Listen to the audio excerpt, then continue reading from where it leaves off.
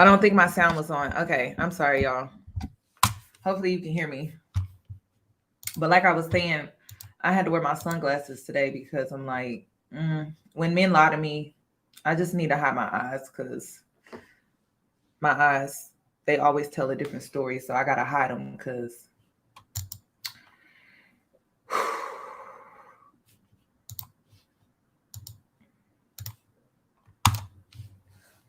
I just know this is gonna be some bullshit. That's all. I just know this whole situation. I already know it's gonna be stupid. You know, I really think women like being lied to because that's what I gathered from this situation. Women like to be lied to. So let's get into this reaction.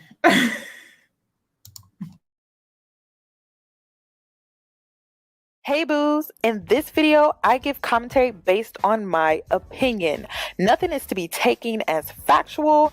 We are just here to have conversation. We don't expose and we don't sip tea on this channel. I'm giving you real talk straight, no chaser. Let's see if you can handle it.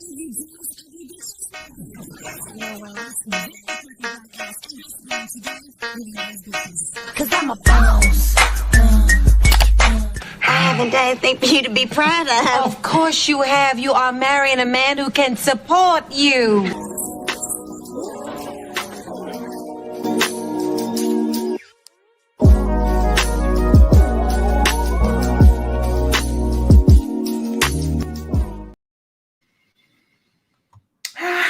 Okay, well,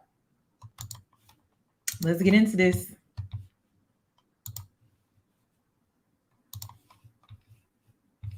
Oh, snap. I'm reacting to Dear Future Wifey, the podcast here on YouTube. Let me share my screen.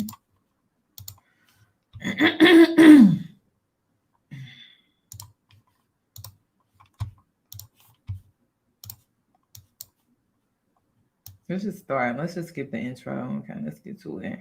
This man had to give us a long intro for this man because, you know. Let me speed it up a little bit too because, okay, let's get into it. Hit that subscription button and subscribe. Make sure you turn on your notification bell so you'll be notified about upcoming episodes. Listen, if you're listening to us on Apple Podcasts, Spotify, Anchor, wherever you consume your audio podcasts, make sure that you rate this video and leave a comment. That's how people hear about us. Thank y'all so much for making the Dear Future Wifey podcast consistently top 10 in relationships on Apple Podcasts. I thank y'all so much. Today's episode, as we talk about tough topics in season 7, this is a person y'all been wanting to have on the podcast. This brother needs no introduction. We're going to jump right on into it. This will be a 2-part series. I'll run both of them consecutively one day after the next. So without further ado, welcome to the Dear Future Wifey podcast. My new homie, Derrick Jaxn'. What's going on, brother? Derrick, listen, man, people been saying, when are you going to come on the podcast? When I'm going to come on any podcast up until recently. So what made you decide to go do it?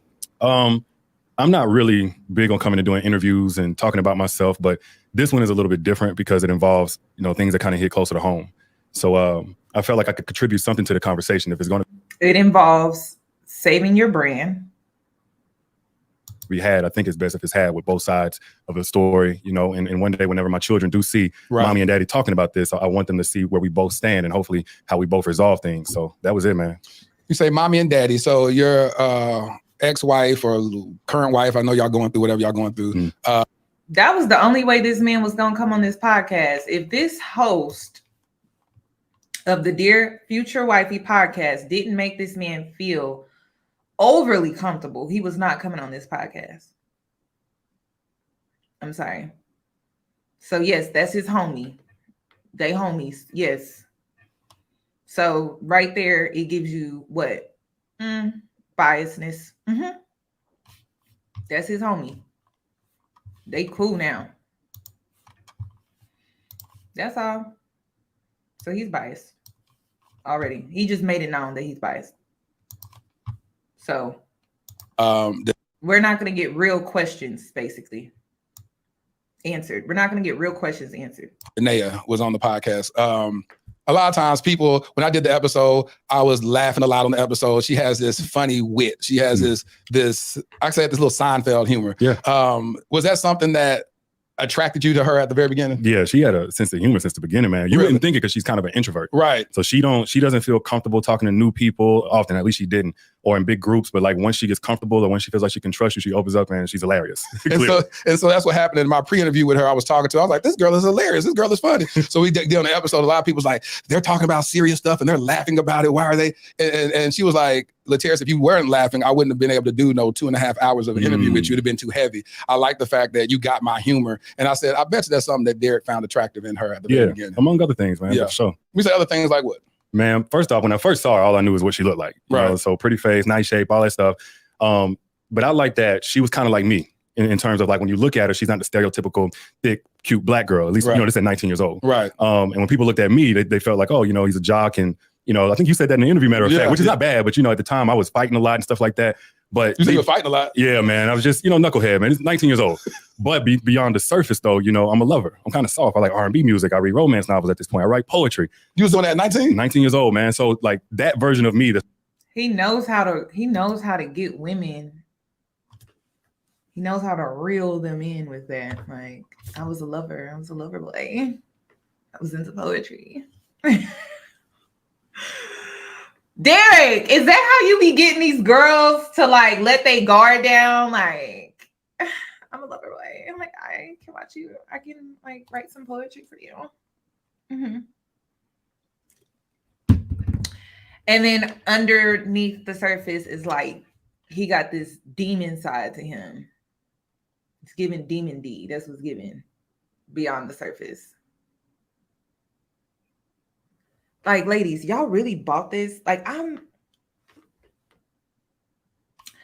that's how he be getting them, though, y'all. That's how he be getting them. He's like, yeah. And see, you know what? That's how that's how men used to, like, come in and, like, swoon on a woman. He would be, like, this lover boy type of persona to, like, get women to let their defenses down. And then it was easier to get the panties. So like he would swoon in on her on some, I'm a lover boy. I read poetry, I listen to R&B. Like I bring that romance, Interesting. You can learn a lot from this interview though.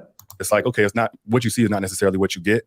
It's the exact same thing with her. She's not stereotypical. She's like Taekwondo and, Justin Timberlake and stuff you wouldn't necessarily think, man. But all of that is what drew me to her. It's like my authentic self just felt safe and at home with her. How do you feel today? I want to check on you as a man. How do you feel as a man? I feel really good, man. Better every day, but I feel like it's a lot of gratitude these days. A lot of people wouldn't be able to identify with what you may go through on an emotional standpoint, especially have created a platform as large as as large as you created, and then feel the world turn on you. How did you internalize that? Honestly, man, being everybody's favorite ain't really been my portion my whole career. I mean, at some point, now it's more legitimate because it's behind something I actually did. But in the very beginning, I knew pissing some people, I'm trying to talk crazy. Pissing some people off was going to be a price I was going to have to pay. You knew that at the very beginning? Very beginning. And then, before all of this, there was some like false rumors. At one point, people thought Danae was white because I showed a picture briefly. I posted my baby girl, my first daughter, Marley. This is why I say the interview was manipulated because we're here based off of what you did do, not what's not true. And that's what killed me about the women in the comment section. I'm just like, so y'all allow this man to skip completely over what was true. And he's going to sit here and talk about what wasn't true so then he can avoid what was true. That's why I was like, oh my God. But that's what a manipulator will do. Like he will, oh my God. And I'm not saying he, because women do it too. A manipulator is a manipulator. Like they're gaslighters. They're going to try to distort the truth as much as they can. And that's basically what he did. So he wants to focus on how at one point in time, people were focused on the fact that they thought Danae was white. Okay, listen, why are we even talking about that? This is the only reason why I'm reacting to this interview, because I need y'all to understand how manipulators are. Like, why are you even bringing that up? That's not why we're here. And that's not why you went from being loved to all of a sudden, a lot of people just don't mess with you like that no more, because they're starting to see like your persona was fake. It was a facade. So it's like, why he focusing on that?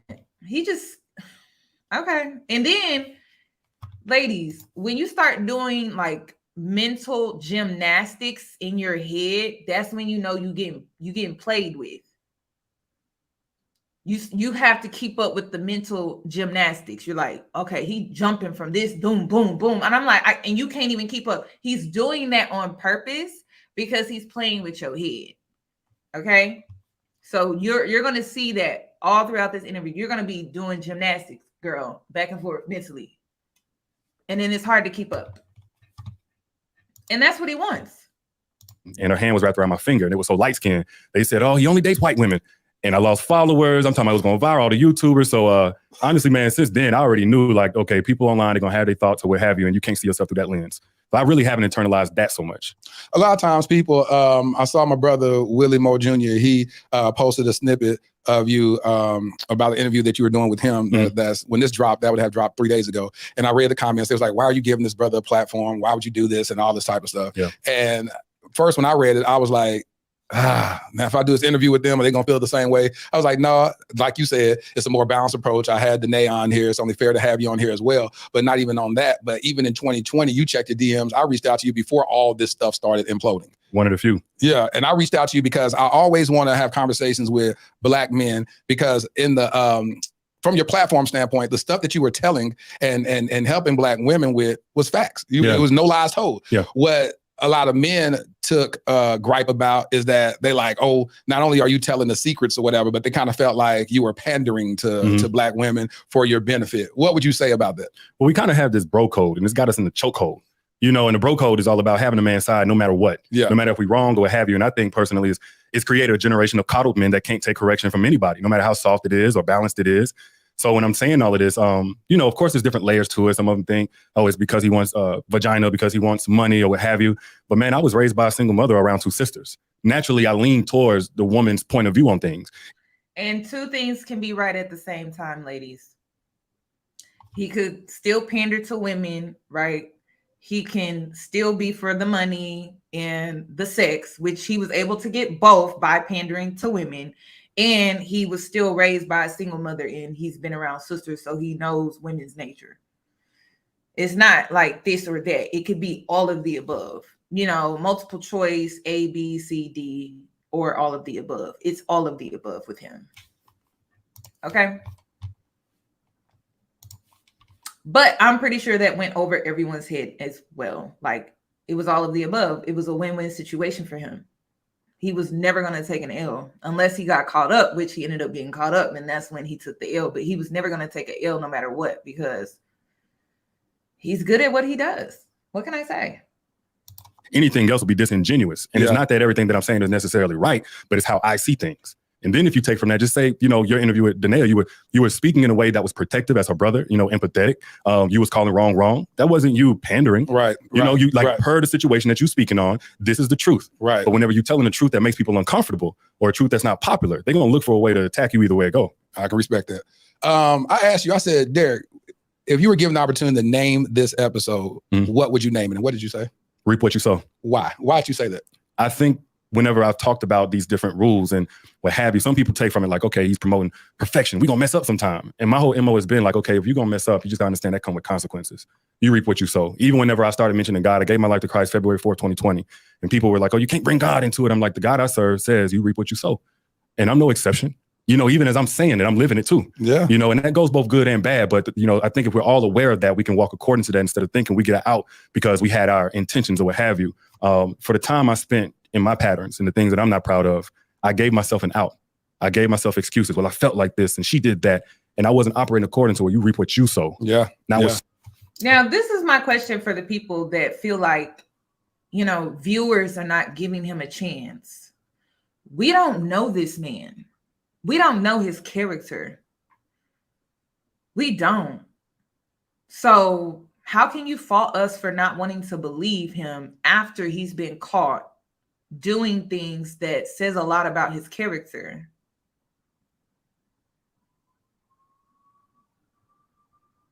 we only know him based off of how he presented himself. And he presented himself one way, right? And then the truth came out, and then it's showing that, oh, he's really this way. And then now he's coming and he's doing this interview where the host is going out of his way to make him feel comfortable. They're homies, right? And then now we're supposed to take this as the truth. How? Like, I don't understand it. Like, how? How are we supposed to do that? Because now it's like the public has to do mental gymnastics to try to see, like, okay, is this the real him, or which one was the real him? The guy that we met, but then we learned that he was a fraud, or the fraud, or the man now? Like, it's very confusing. Like, yes, it's giving shapeshifter. So I don't get how y'all could be mad at us. Like, I don't get how people can be upset. Like, oh, y'all not trying to listen to this brother. And I'm like, well, how do we know this is the truth? We don't know. We don't know this man. And that's why it's manipulative when people come online to blast a person, and then like he's about to do with Danae, and it's just like, well, now we don't know Danae.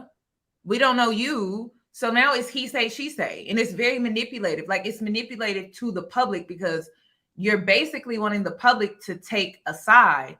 But like, we don't know y'all like that.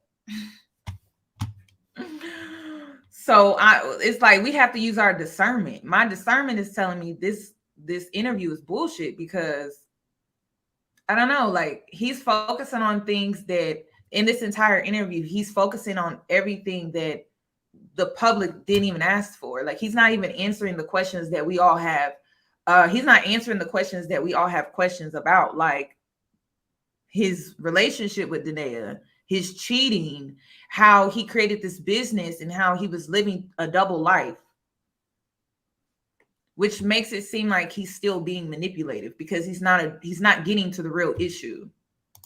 So I don't know. He's kind of dancing around the real issue, the real reason why people are questioning him and his character and him as a person. Sown by your partner, not was sown by the circumstances, and your daddy wasn't there. So if I'm gonna talk about it, I'm gonna really be real. We got to speak with that at the core of the message. I respect that. Let's go back. I want to go back to find out who Derrick was. Who was Derrick growing up? Like you said, I hear you just mentioned that you grew up in a single parent home, raised by a mother around sisters. What did that look like growing up? And why wasn't your dad present? So my daddy just got in a lot of trouble. You know, my mama and daddy was in their early 30s, about my age now. So he's from Jamaica. He had got into some trouble, got deported very early on. Actually, when I was 4 years old, but he wasn't in my life since probably age 1.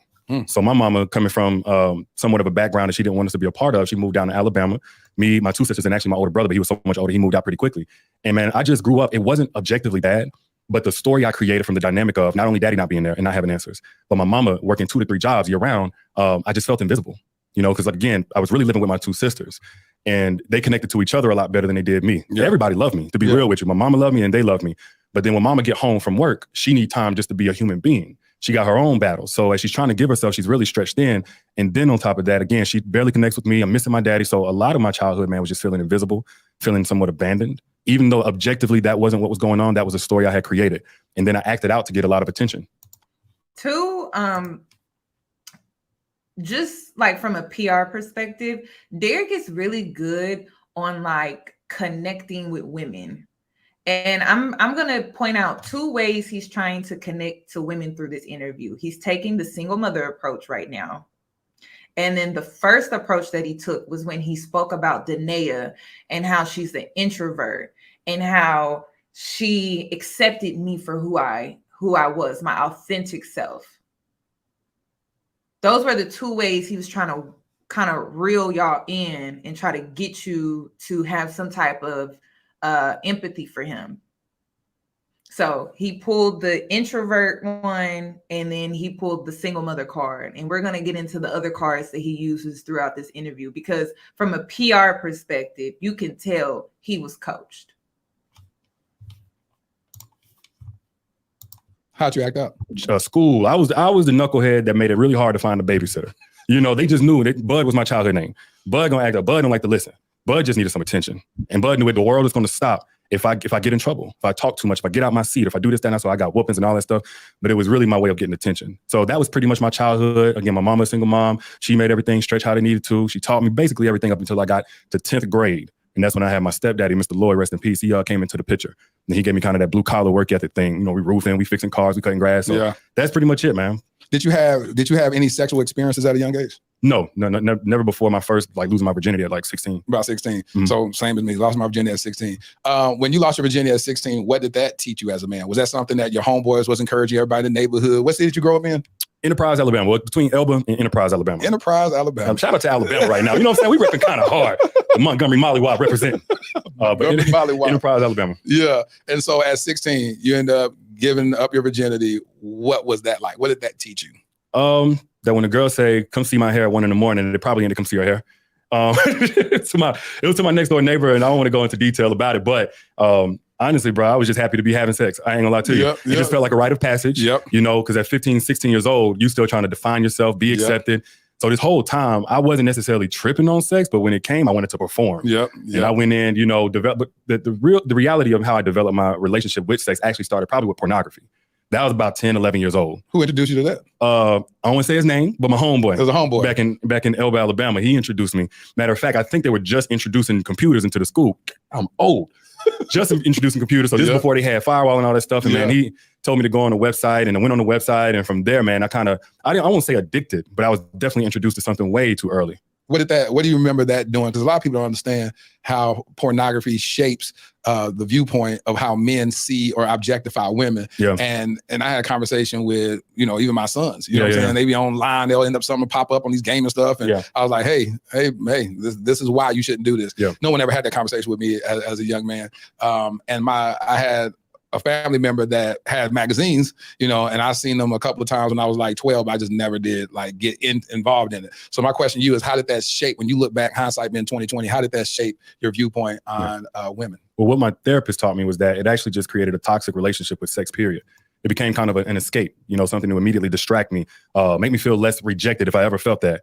So, you know, starting there, of course, it rewires your brain, it desensitizes you and stuff like that. It also miseducates you on what real intimacy is. So it took me well into my adulthood, actually until, you know, I was married, to understand that it's not about performance-based, you know, whenever you're having sex with a woman, it's connection-based. So I went, you know, even having sex in the earliest years, it was about, you know, the theatrics of what I could perform and so on and so forth, man. But it's... See, this is why he had to throw that in there, my therapist. This is another question that I have for you guys. He keeps talking about his marriage, but he refuses to speak on how porn may have affected his cheating, how he may have like a sex addiction,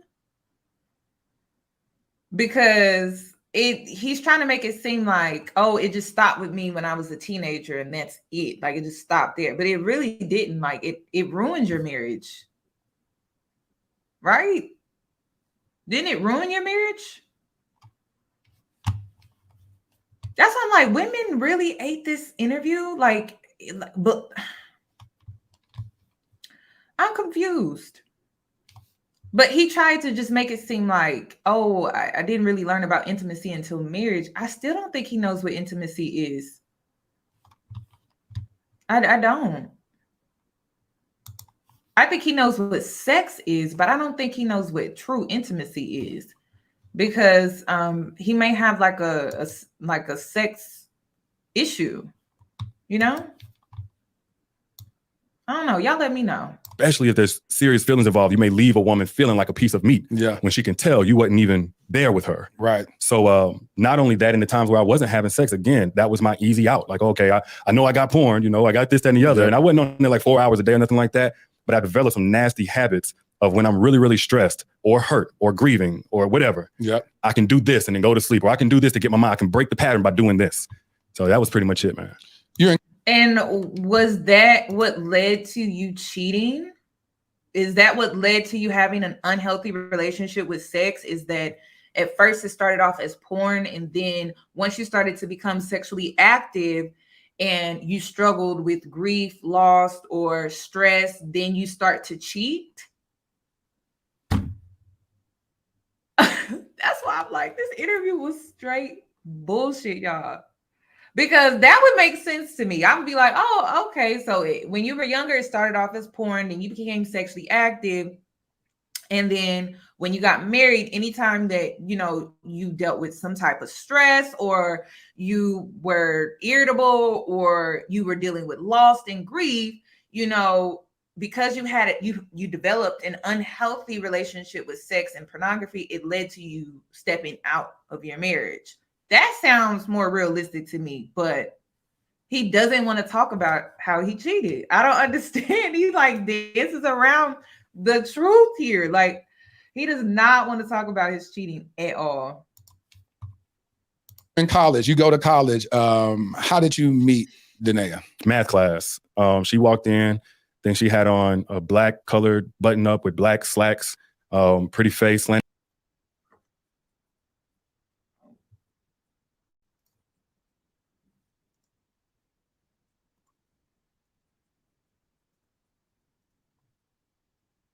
Voice, somewhat of an innocence about her.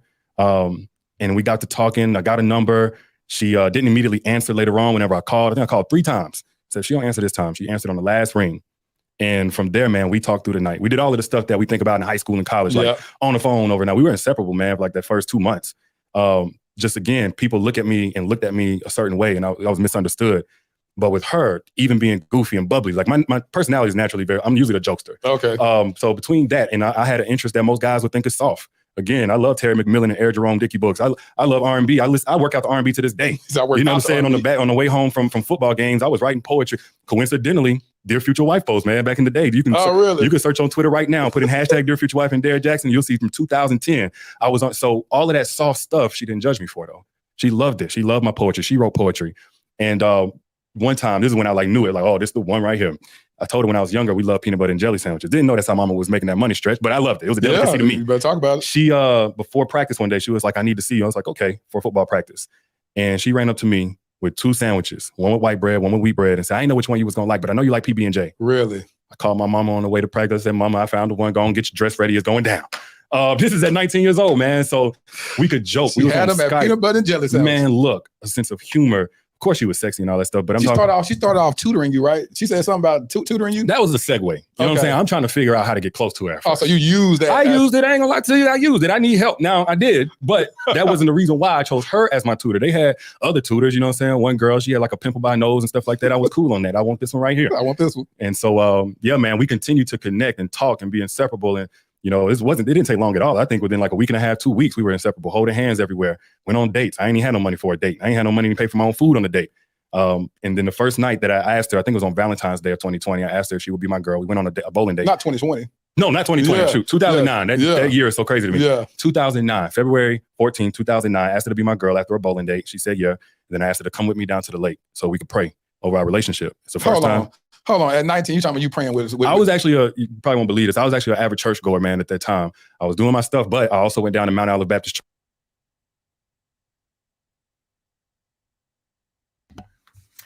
A God-fearing man. That's who this man is. A God-fearing man. A man that listens to R&B while he working out. That's who this man is. And how did Danae get caught up in his web? PB&J sandwiches. And then they wonder why women don't want to make sandwiches and cook, because this is the type of man we gonna catch, y'all. It's dangerous out here. Be careful who you out here baking and making sandwiches and PB&J sandwiches for, and who you going down to the lake or the river to pray to God. You know, be careful who you going down there with, because you don't know who you really going down there with. He's supposed to be the type that you could bring home to mommy and daddy. Jeez. So y'all be careful about that. Y'all be careful about that. Y'all be careful about that. Because, you know, the more he talks and how he tries to paint himself out to be this guy, right? I'm just like, this is exactly what women are talking about when we deal with men out here.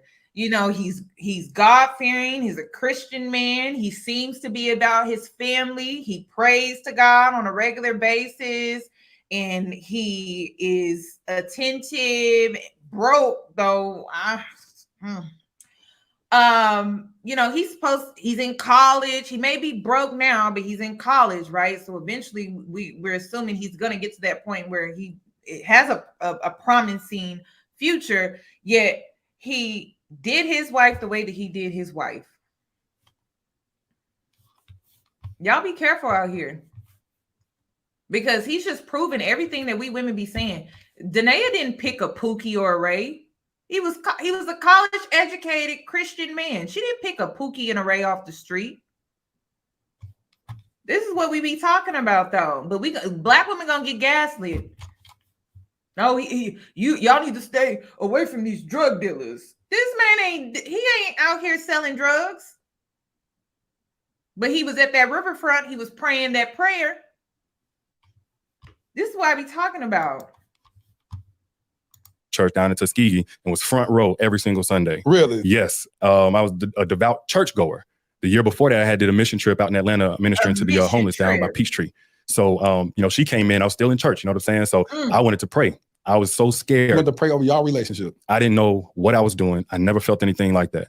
I never felt like I really was in love, because I had a hard time letting people close to me because I experienced a lot of loss. So I could engage. I'm an extrovert when it comes to meeting people and talking, but actually letting somebody in. She was the very first person outside of my family I had done that with. So man, we prayed by the lake. I led the prayer. And then we was like, all right, God, I need your help because I don't know what I'm doing. You said you were afraid. Afraid.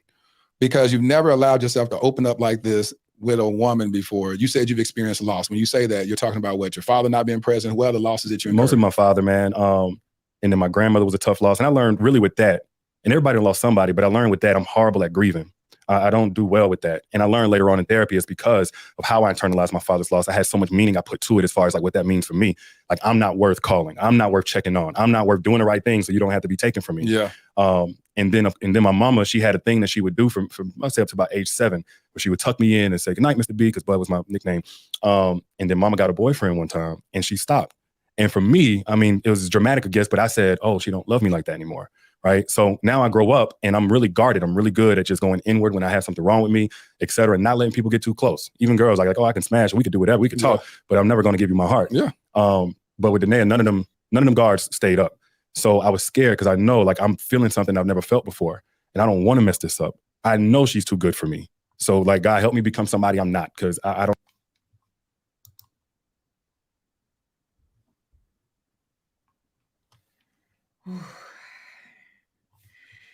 Ladies. Oh my God. Poor Danae, y'all. Just a mess. She didn't have a chance. She didn't. He knew when he met her that she was better. She was too good for him. Her innocence. He knew. But why would you feel that way? Like, if you feel like you're this great guy, because he's trying to paint himself to be this great guy right now to us. I'm like, well, if you feel like you're this great guy and you don't mean any harm, why do you feel like she was too good for you? And you needed to pray to God to be something that you're not. Is there something that you're battling with internally?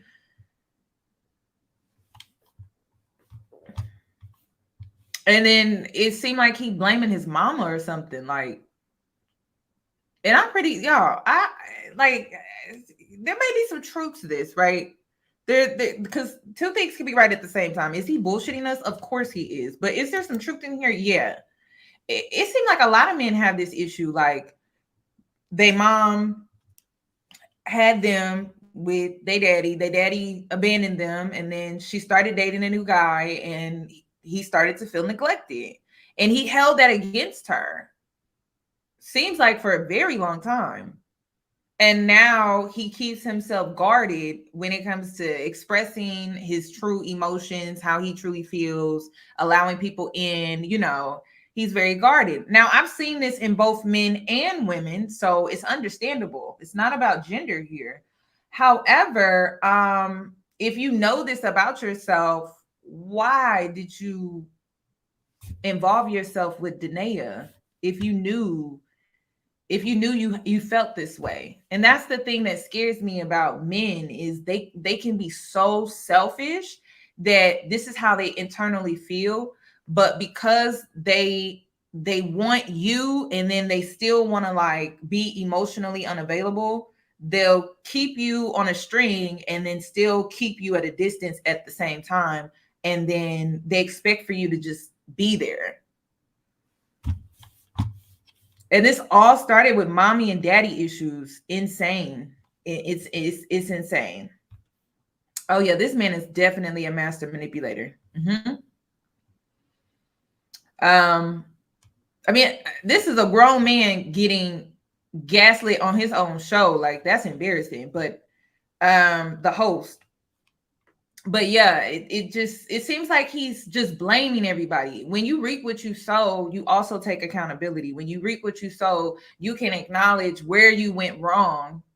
And then after you acknowledge where you went wrong, the accountability comes in with correction, with wisdom, with a new found of like an understanding, right? And you're able to convey that to those that may have been affected by your actions.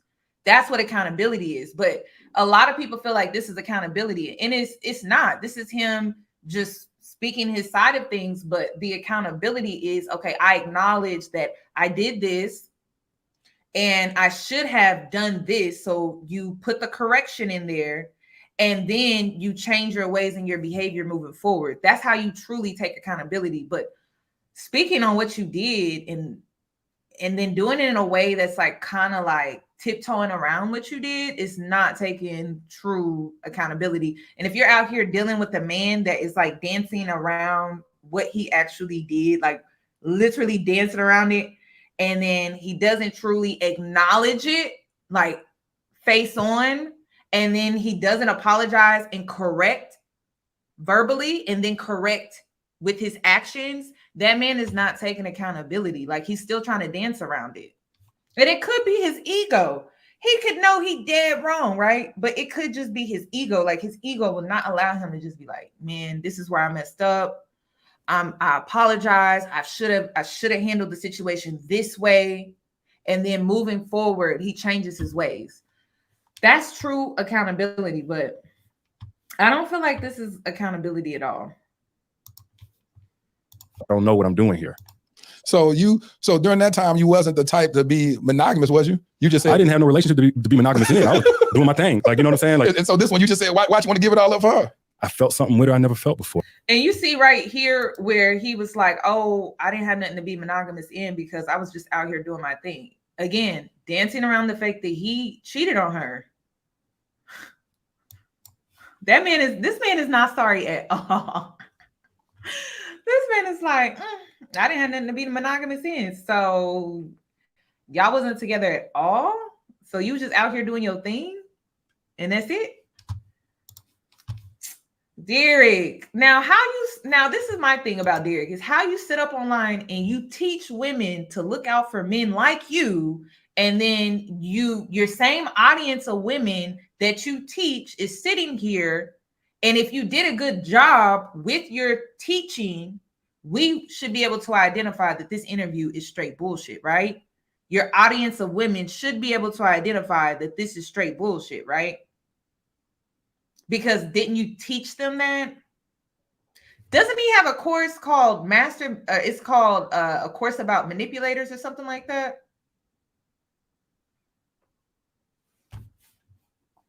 Listen, this man did it to himself. You can't live two lives. You can't live a double life. And then with the double life, you pull from and you teach with it. And then you teach your audience. And then now that you're trying to go back to who you really are, and your audience is rejecting it because it's like, well, you taught us with who you secretly are. Like, you taught us with that information. So now we're sitting here like, which Derrick are we talking to right now? Are we talking to the Derrick Jaxn, or are we talking to like Derrick, offline? because the Derrick online would be like, he's a manipulator. The Derrick offline is the manipulator. So I'm confused. You see the mental gymnastics? Yeah, this is crazy. But I'm just like, aren't we supposed to be able to identify he lying and he's a manipulator if he taught us that? But it was emotionally based. Looking back at it now, it's like, man, I was so unprepared. And for something like that, you don't know how important that role is. You gonna play in somebody's life where you're gonna give them your heart and they're gonna give you theirs. Yeah. You hand somebody the keys to your sanity, your physical health, and so many other things. But we were taught later, you know, if you love somebody, you just go be there. And you trial and error. And there's a high price to pay for trial and error, as we both learned. So as y'all were dating each other in college, what that looked like? What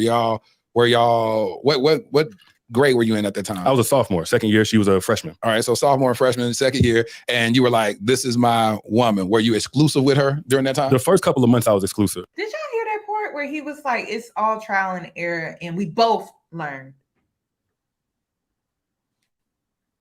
Anytime it's like, okay, he gonna take some accountability. We both. What about you, Derrick? This is supposed to be Derrick Jaxn'S interview, not Derrick and Danae. Like, come on now. I don't know if I ever had the proper boundaries, but for me, it was like, you know, of course, don't cheat. Don't go sleep with another girl. But I would say after that honeymoon phase, the first 2 months is when I can remember. I don't remember the exact thing, but I remember feeling really rejected by her. And I didn't know what was behind that because, okay, I don't have aggressive energy towards a woman except in intimacy. And so how I would express my affection oftentimes was aggressive. Like I want to pick her up. I don't just kiss her. I pin her up against the wall, put my hand around. I'm not trying to get graphic. There's context here. So, you know, come up behind her and hug on her, you know, kind of aggressive. But that would make her. Okay, he advertising himself, ladies, in the bedroom if you want to see what it's really about in there, you know. I like how he kind of slid that in there too, because he knew women were going to watch this interview.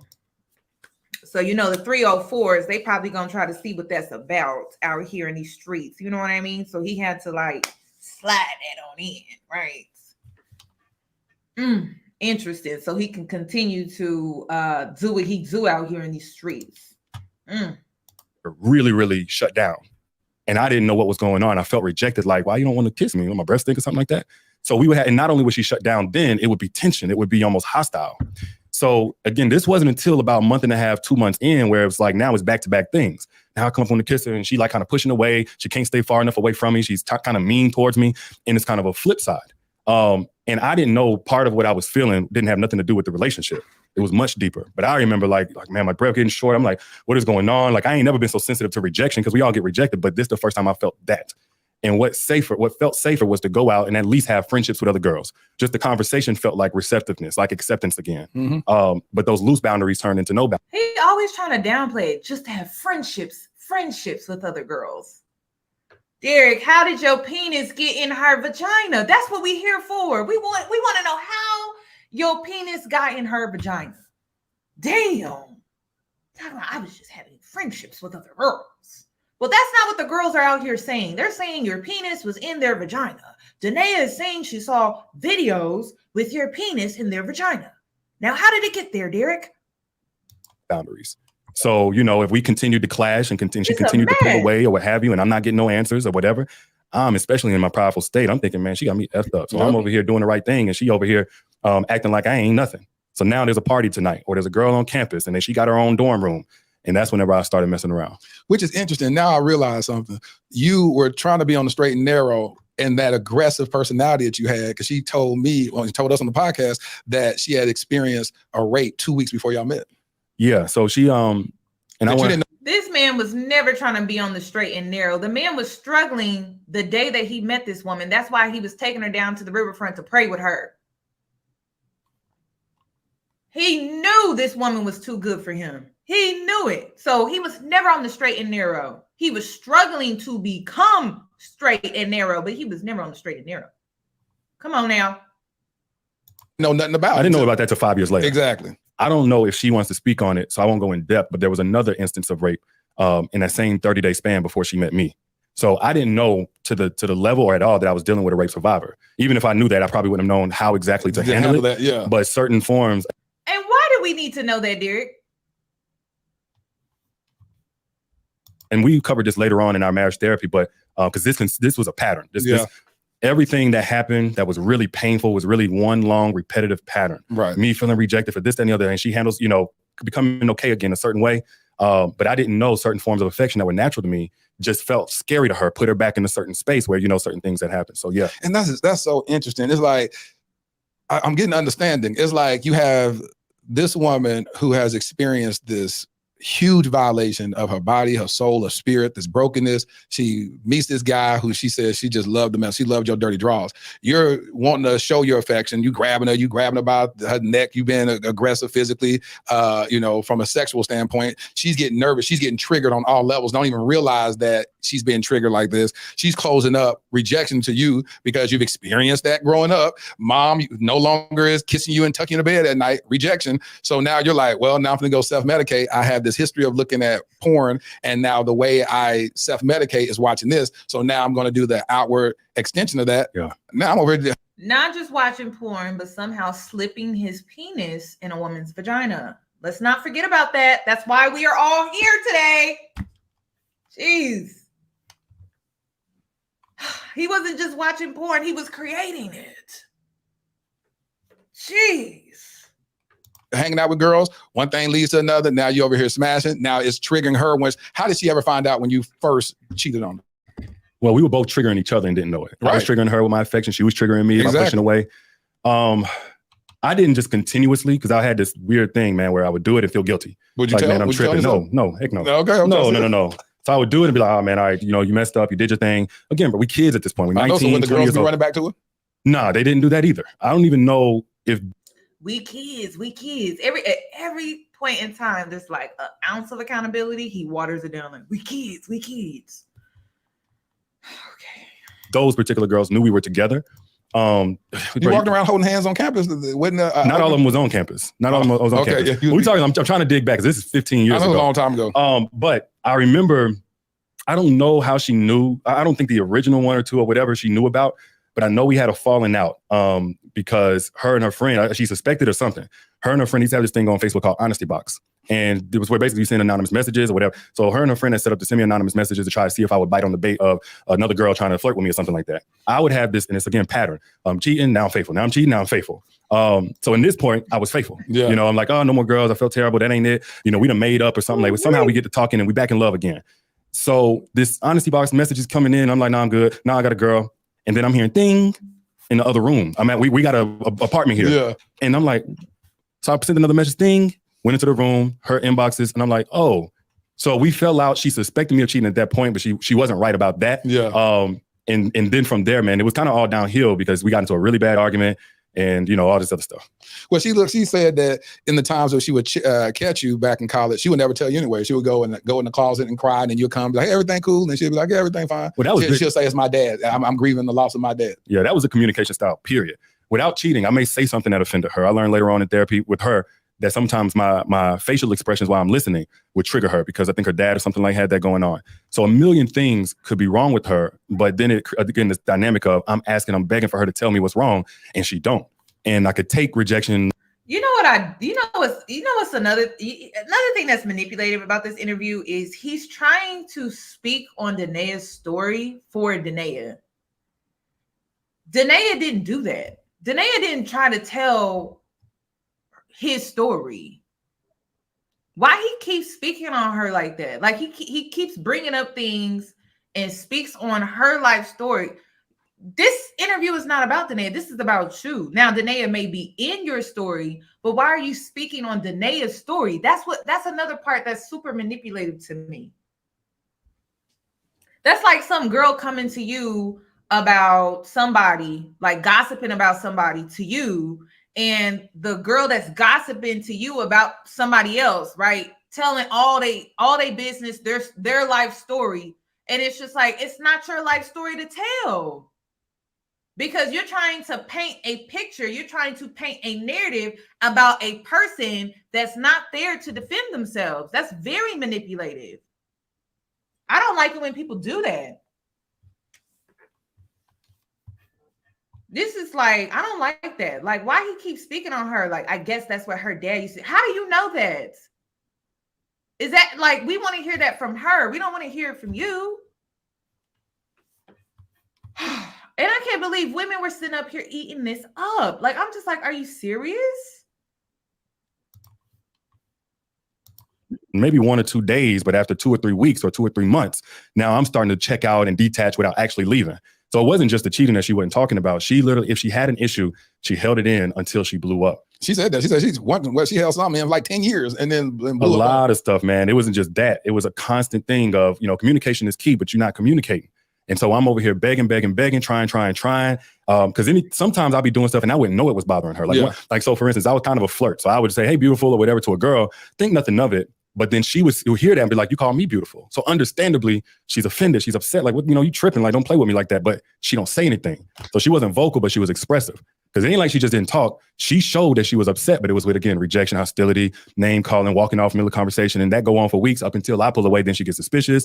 One pattern over the next for the next however many years. So when y'all graduated high school, graduated. And then you know what I don't like about men who cheat? Y'all gaslight women for being suspicious. This is why I will never take a cheating man back.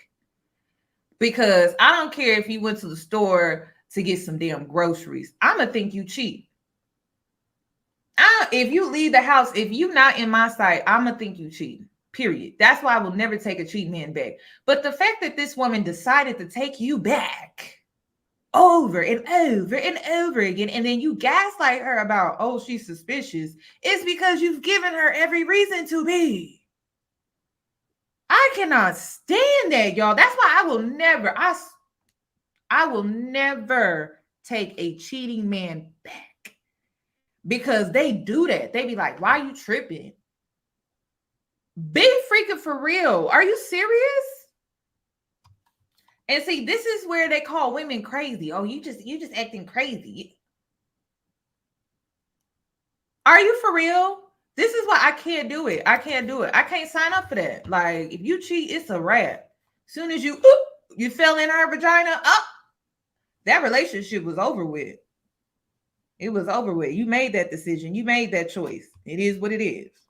At college, what was the state of your relationship? Y'all we had just broken up. So I found out about her and a gentleman. I think she mentioned on the last podcast. She said that she was trying to get you jealous or make you jealous about a coworker that she said we created this thing to make it look like this is somebody I was dating to make you jealous. But we remember that differently. If I pick that cup up and I pour with the contents in my mouth and I swallow, did I make it look like I was drinking? So we've always differed on this, by the way. So I'm not trying to just stir nothing up. No, so I had a nonprofit when I was in college. I wanted to tutor and mentor all this other stuff. So one of the things we did was we held events. I had a Christmas event that was like that previous December toward the end of college. And I had saw her and the gentleman, the young guy, speaking for like an hour. Now, up until this point, Danae had always like tried to kind of be perfect in my eyes. Like I think she thought if she ever showed a flaw or whatever, I would just leave or something like that. So I was like, this is bold, at my events, like hundreds of people in there, but I can see her just chatting it up. So from December all the way until we graduated that late May or something like that, I had seen the cars together. I had seen all these different things. And the coworker that she had. Yeah, coworker and a classmate or something like that. So fast forward, and I'm thinking at this point, first off, we already coordinated where we're going to work after school. We're going to be in the same state, because I'm thinking like, I'm gonna do this. But at this point, I think it was really a lot of what she had been holding in because I had been unfaithful. I had cheated and all this other stuff. I'm going to be real with y'all. Him talking about this part makes sense because it was brought up, right? It makes sense. It's just the way he's going about telling his side to this part of the story is still manipulative because he's speaking more on Danae and not on himself, which makes it manipulative. Again, shifting the accountability back to the person that was affected by your poor choices. That's what I don't like. So he has every right to speak on this part of the story. But again, it's more so about Danae. What about Derrick? What were you doing? What were you doing during this time? What had her out here feeling the need to fake a relationship, but you saying she didn't fake a relationship. So why wasn't she not faking a relationship? What were you doing? Gosh, I cannot stand this, y'all. That's why I can't do it. I can't do it. What had her out here entertaining her work husband or some man that she met on campus? What was you out here doing? You had to be somewhere doing something. That's why I couldn't take this interview serious at all, y'all. I'm sorry. I think she never fully expressed herself on how that affected her. So at this point, I think it started bubbling up to where she got really hostile. Like, man, if I don't care what you say. So she's out overnight. It's like, I went to sleep at the gas station. I'm like, went to sleep at the gas station? Went out again overnight. Oh, y'all were staying together? We were staying together. Okay. We started staying together like, we were shacking up like year 2. So you saying, so she left the house and then come back the next morning? To like 9, 10 in the morning. And this was unlike her. She was not this type of girl, but she's wearing makeup now. I know she got some hood rat friends from Sonic where she work, and I know she hanging with them. But I'm like, what is she doing? I'm not sure who's involved. So she did that 2 nights in a row. Then one night I came home. I forget where I was at. I wasn't doing, at this point, I wasn't doing anything. I kept going up and down. Oh, he magically forgets where he was at, y'all, during this time. Ain't that something? Y'all really ate this interview. I'm concerned. I'm concerned. I know it wasn't my subscribers. I know it wasn't my subscribers. I know my subscribers. Y'all was like, be freaking for real. I know my subscribers. Y'all wasn't out here on that. But I feel sorrows and prayers to the women that was out here eating this up. Sorrows and prayers. Sorrows. Send them sorrows and prayers, ladies. If you're in the chat, send them, because ladies, be freaking for real. Oh, I don't know what I was doing. But you know everything about what she was doing. Interesting, Derrick. This is insane to me. Send them sorrows and prayers for them believing this bullshit right here. Came home in the shower. I came in just like me, bro. I'm very affectionate. My number one love language is physical touch. So first thing I do is give my kiss and hug. She's in the shower. I go right up in there. And while she's in the shower, she's wet. She's like, I'm like, what's up, baby? Kissed her, came on out, and the phone is on the counter with the messages up. He's like, is he home? Can I slide? Da-da-da-da. And I'm looking real quick and I see the name. She jumped out, wet, snatched the phone, and I was like, oh boy. Went to the living room. I searched the name on Facebook, saw some stuff. I was like, that's the guy that she was talking, da-da-da-da-da. So long story short, man, that was a big blow up and we broke up. And then years later, I had heard from some people he was around about what actually took place. And after we broke up, we get details about her alleged cheating, but do you think we're going to get details about his cheating?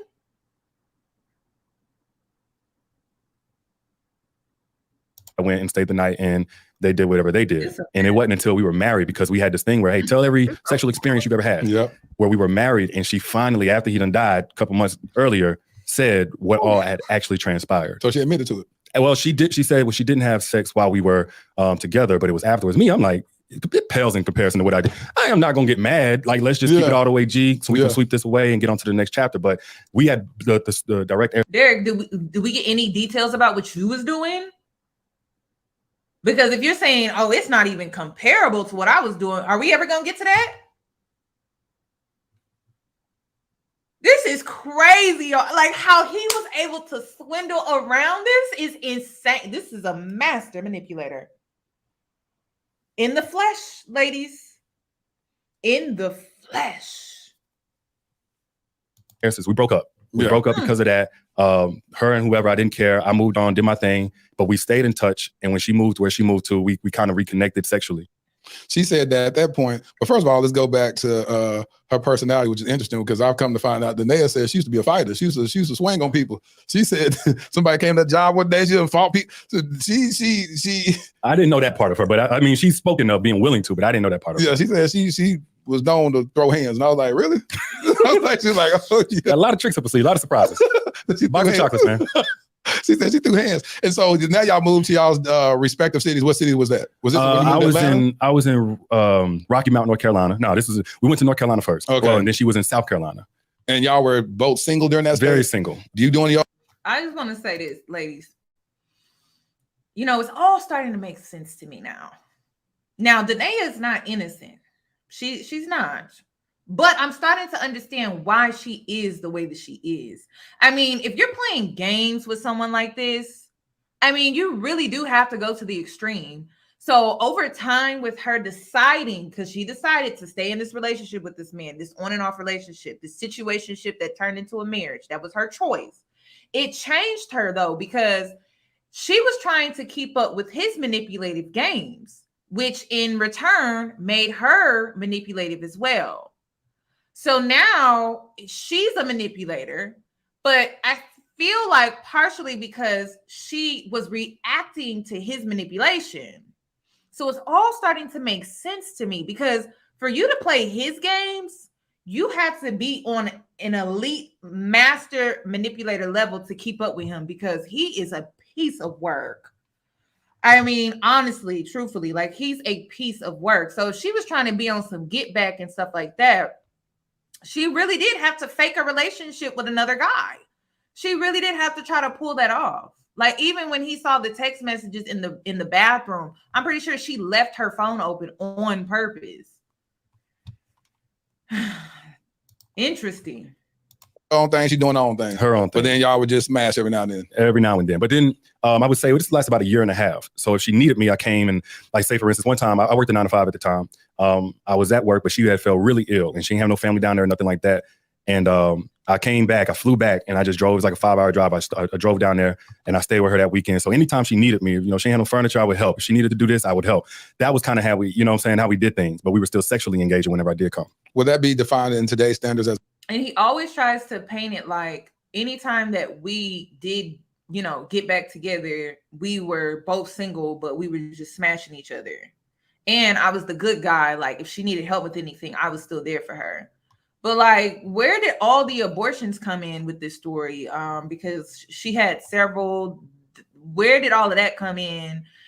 She's saying that y'all were together, but then, you know, ladies, one thing when it comes to dealing with the manipulator is that they will be out here moving in their mind as if they're single, and you will be out here moving as if you're in a relationship.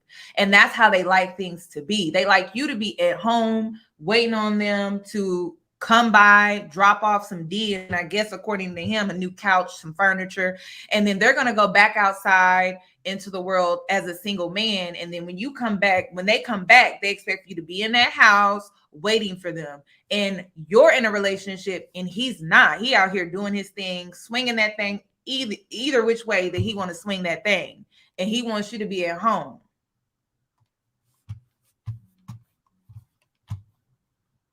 So I could see how there could be a little misunderstanding, because on Danae's part, she's like, well, we were together, but we were kind of just off and on a lot. But it seems like, according to him, they were like, he was a single man out here. That's how a lot of these men are. They'll try to like portray themselves to want to be in a relationship with you. They'll even do everything like it is a relationship. But in their mind, they are single and you are at home. That's why situationships are the absolute worst. They outside doing a thing. They are outside doing their thing. You at home thinking you in a relationship with your feelings. As a situation, that's fair to say, or just somebody I'm just smashing because a situationship is more so as it's understood that we're exclusive with each other, but we don't have the title. This sounds like more of, I understand you got other people you messing with and vice versa, but you know, we'll hook up. I would say after probably the first year, when we kind of really started up with, I'm coming in, I'm operating as a boyfriend, or she's operating as a girlfriend, daily calls and texts and check-ins and stuff like that, but still undefined. Yeah. So, I mean, it's fair to say situationship. Either way, it was a blur line mess. And when y'all got ready to move to Atlanta, was that a conversation that y'all had that y'all were going to move together? First, she was going to come up to where I was at, North Carolina. My whole goal was to get down to Atlanta. My whole life goal was to get down there in driving distance to my mom and them. Where you live in Atlanta? Alabama. So she's like a four-hour drive away. So I never had plans of staying too far away. I always wanted to be close with family. But yeah, we had that conversation. Like, at some point, you know, especially as we get back together, we're going to be down in Atlanta together. So when at the birth of, at what stage and age did the birth of the Derrick Jaxn that we see on social media, when did that emerge? It kind of started, I would say, about 2012. I can't say social media because now I talk a lot about relationships. I didn't start off with relationships. What were you talking about? I was talking about police brutality. I was kind of like one of them online activists. Oh, really? My first time going viral, my first time on national television, I went on CNN. I was speaking on behalf of Walter Scott Bush. My first time going viral, it was about Trayvon Martin and Rachel Gentile and those folks. That's what you were doing? That was my first thing. That's the first thing I went viral with. So the first like 50 to 100,000 people that was on my page, and I only separated it because I didn't want people on my personal page aggravating, you know, how racist it is. Yeah. So I created a separate page where I was talking mostly about that. Occasionally I was sprinkling in relationship stuff because I was always a lover. I always loved love and talking about love. But yeah, 2012. This was 2012, 2011, 2012. When I first went viral, This is the only time he want to actually talk about himself is when he promoting something. Either he promoted some new D that he want to give to a new girl out here, or it's business. This is a PR interview. This is PR. That's all it is. This is not real transparency, y'all. I'm sorry. To work, and I saw like 15,000 people liking the page and so on and so forth. I ain't know nothing about it. Yeah. But I was just speaking my piece on whatever I felt was true. But then that became too heavy. It was like, it's so dark, and it induces this helplessness. And I don't know how people do it now when they get up and talk about that every day. It's not that it's not important. But anyway, I was just like, I kind of want to stick to just the lovey-dovey stuff, man. So I kept posting my poetry and, dear future wife, and all that stuff. But people, like now I got like 75, 85,000 people looking at my page. And now what they see is at least relationship conversation. And so then they would ask questions. And that's whenever, I don't even know what year that was. That had to be about closing on 2013 sometime. And I wasn't trying to give like this expert point of view. I was just more like big brother. You know what I'm saying? It's like, hey, this is what it is. I'm not no knight in white shining armor, but this is the truth on what you're talking about. And so they began curating more of the conversation now, the DMs, the comments and stuff like that. And little by little, they started going viral. And so you were intentional enough to say, let me leave this other stuff alone and then focus my energy on love and relationships. Yeah, I honestly, bro, just like everybody else get on social media to post whatever's important to them. That's what I did. The only difference is my voice started resonating and relating to people. And I think I'm probably a bit more bold than most. What was the style? Were you doing it? Was you on the cell phone like you've become known for? Or did you have cameras? Like what were you doing during that time? It was written at first. It was all written. Everything was written. What's the point of this? We want to know how you was able to pull this off. We know what you was doing online. We just want to know how you was able to live this double life. And then he tried to water down what he was out here doing. I was doing what everybody else was doing out here. No, you weren't. No, you weren't. No, you weren't. You was out here scamming, sir. You was out here living one way, and then you was out here teaching from the secret life that you had offline. That's what we want to talk about. We know you was out here giving advice, but like, how was you able to like live two totally different lives? Like one online and then one offline. And then you got your inspiration from your lifestyle that you lived offline while helping women. That's what we want to know. But this, we saw what you was out here doing. Up until 2014, 2015. My first, actually, I was a romance novelist. The first couple of books were Cheating Man's Heart 1 and 2, inspired by, I'm sure it's a huge surprise. And then from there, I wrote poetry because, again, I'm just staying true. Some people were trying to push me into expert land. I'm like, y'all don't know. I just effed up everything. I ain't the one. But then when I got down to Atlanta, this is 2015-ish. Me and her just broke up all over again. People have been stealing a lot of my content. And I was like, enough of that. So I started making videos, Snapchat videos. Again, they're broken up again in his mind. And then those went even more viral than the written stuff. So that's how that happened. It was on my cell phone. I ain't have none of these beautiful lights and cameras and nothing like that. But I was able to impact a lot of lives, even just with I think it was an Android at that. You got something against Android? I'm just saying, everybody be shady. Now you woke up and chose violence. Now people I are got Android. Samsung phobic, so we have a great conversation until you had to go attack Android. Now interview over. I'm saying triggered you. Yeah, triggered me. You iPhone people. And so you start doing this content. And so what kind of feedback did you get from your brothers? Like dudes that where they like, man, come on, man, what you doing talking about this stuff or this? Like your inner circle, how did they receive it? My inner circle knows me. They know first off I'm kind of soft. Like I always like things that most people didn't like. Okay. I watch a little bit of sports, but not big on sports. I always love love. Whenever we used to freestyle back in the day, I was always on love topics, all that kind of stuff. So, really? Yeah. But outside of my inner circle, I got a lot of feedback. That really kind of got with the videos, the comments, and all that kind of stuff. Oh man. But it's just like, bro, true is true. Like again, like you just think yourself, back in the worst of your decisions, whatever they may be. If your female cousin, auntie, mama, sister come and ask you a question about a dude, you're gonna keep it straight with them. 100%. You're not gonna tell them, oh, he put his hands on you because you didn't have the food ready when he got home from work.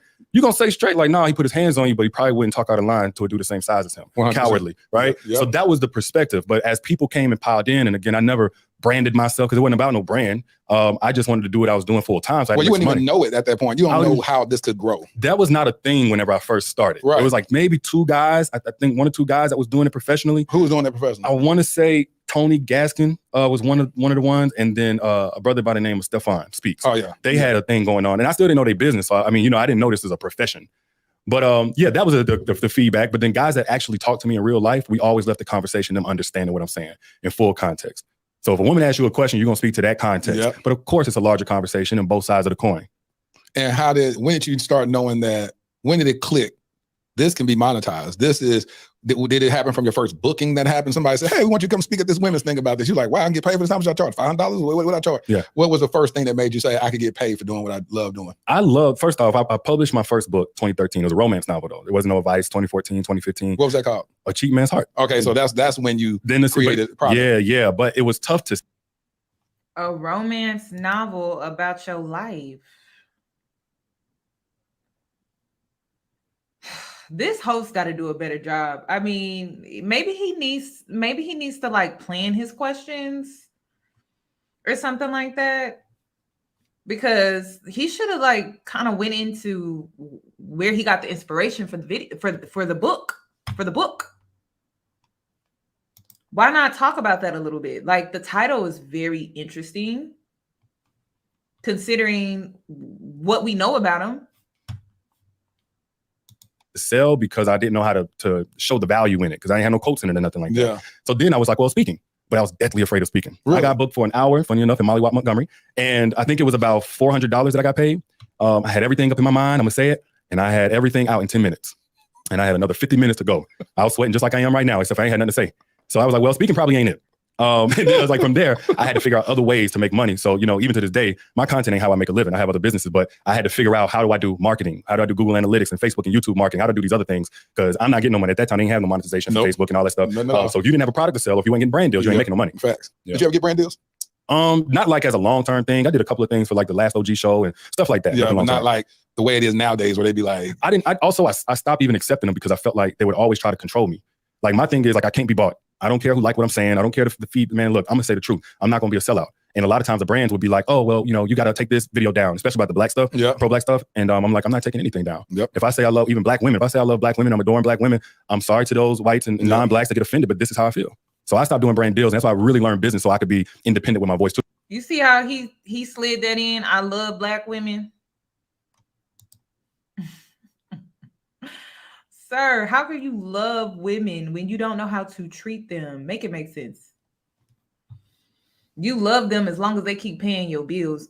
You love them as long as they keep supporting your brand. You love them as long as you get to sleep with them whenever you feel like it. You love them as long as they're out here doing what you need them to do to ensure you good, and to ensure that they doing what you need to do, what they need to do for you in order for you to be in a better position. But do you actually care about them? No.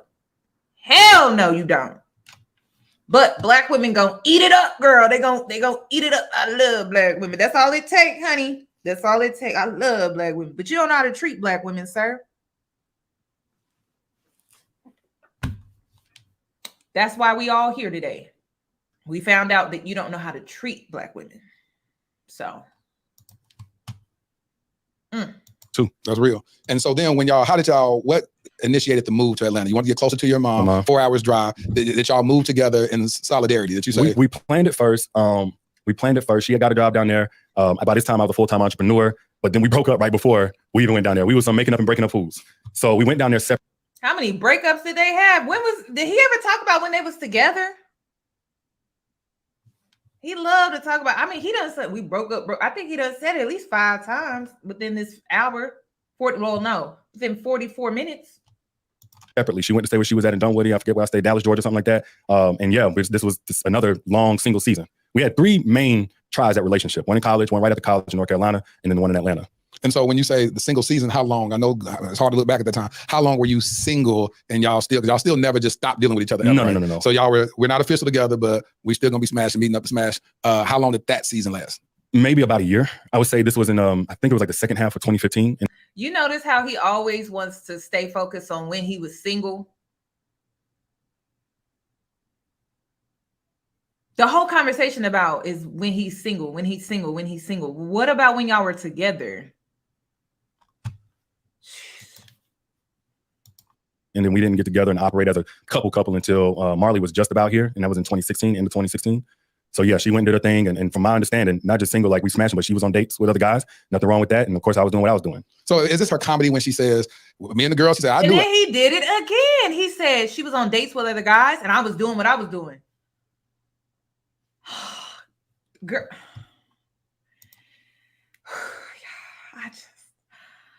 Oh my God, sir.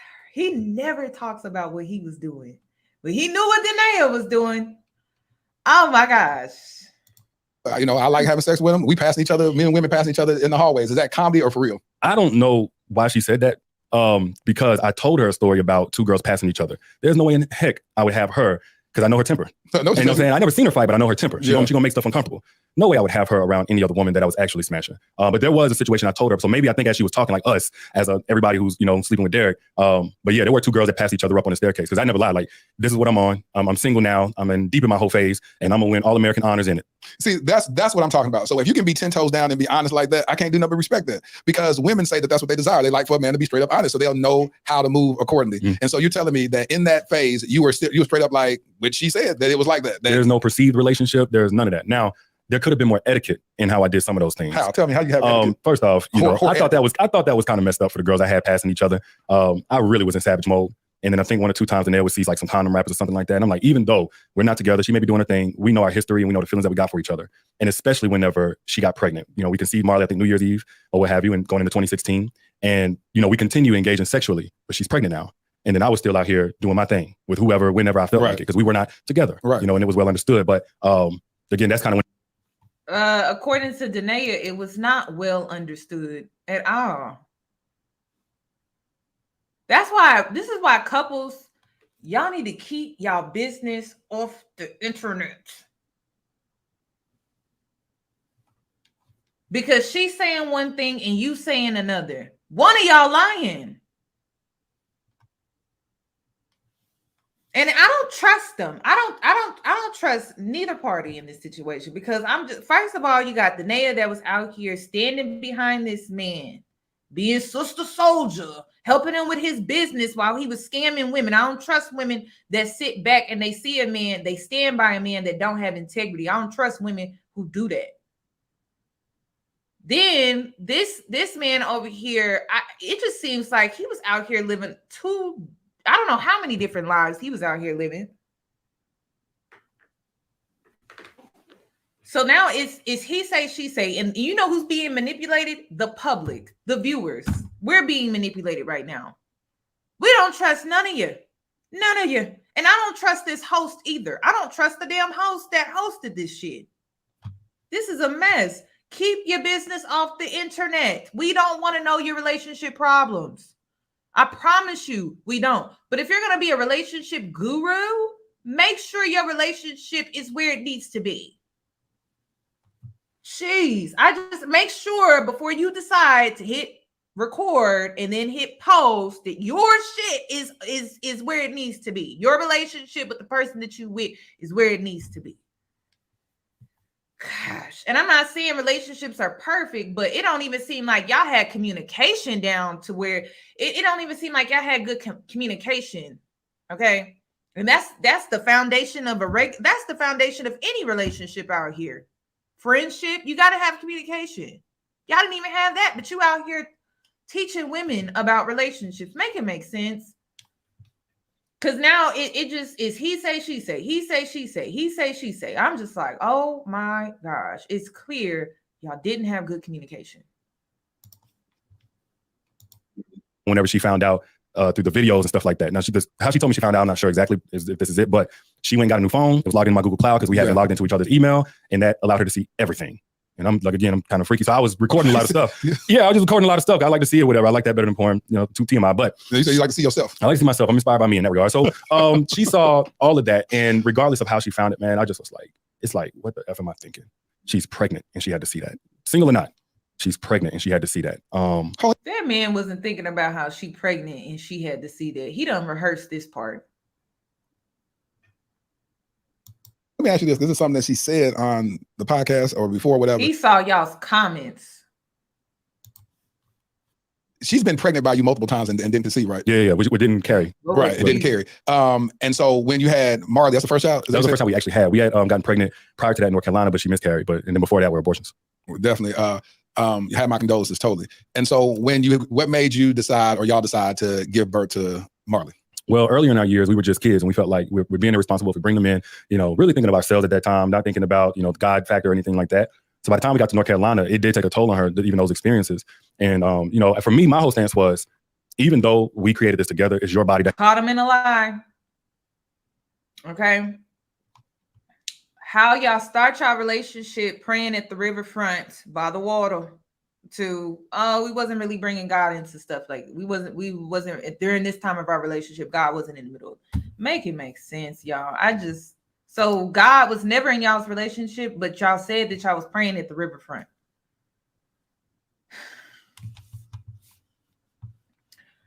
I don't get it. I don't get it.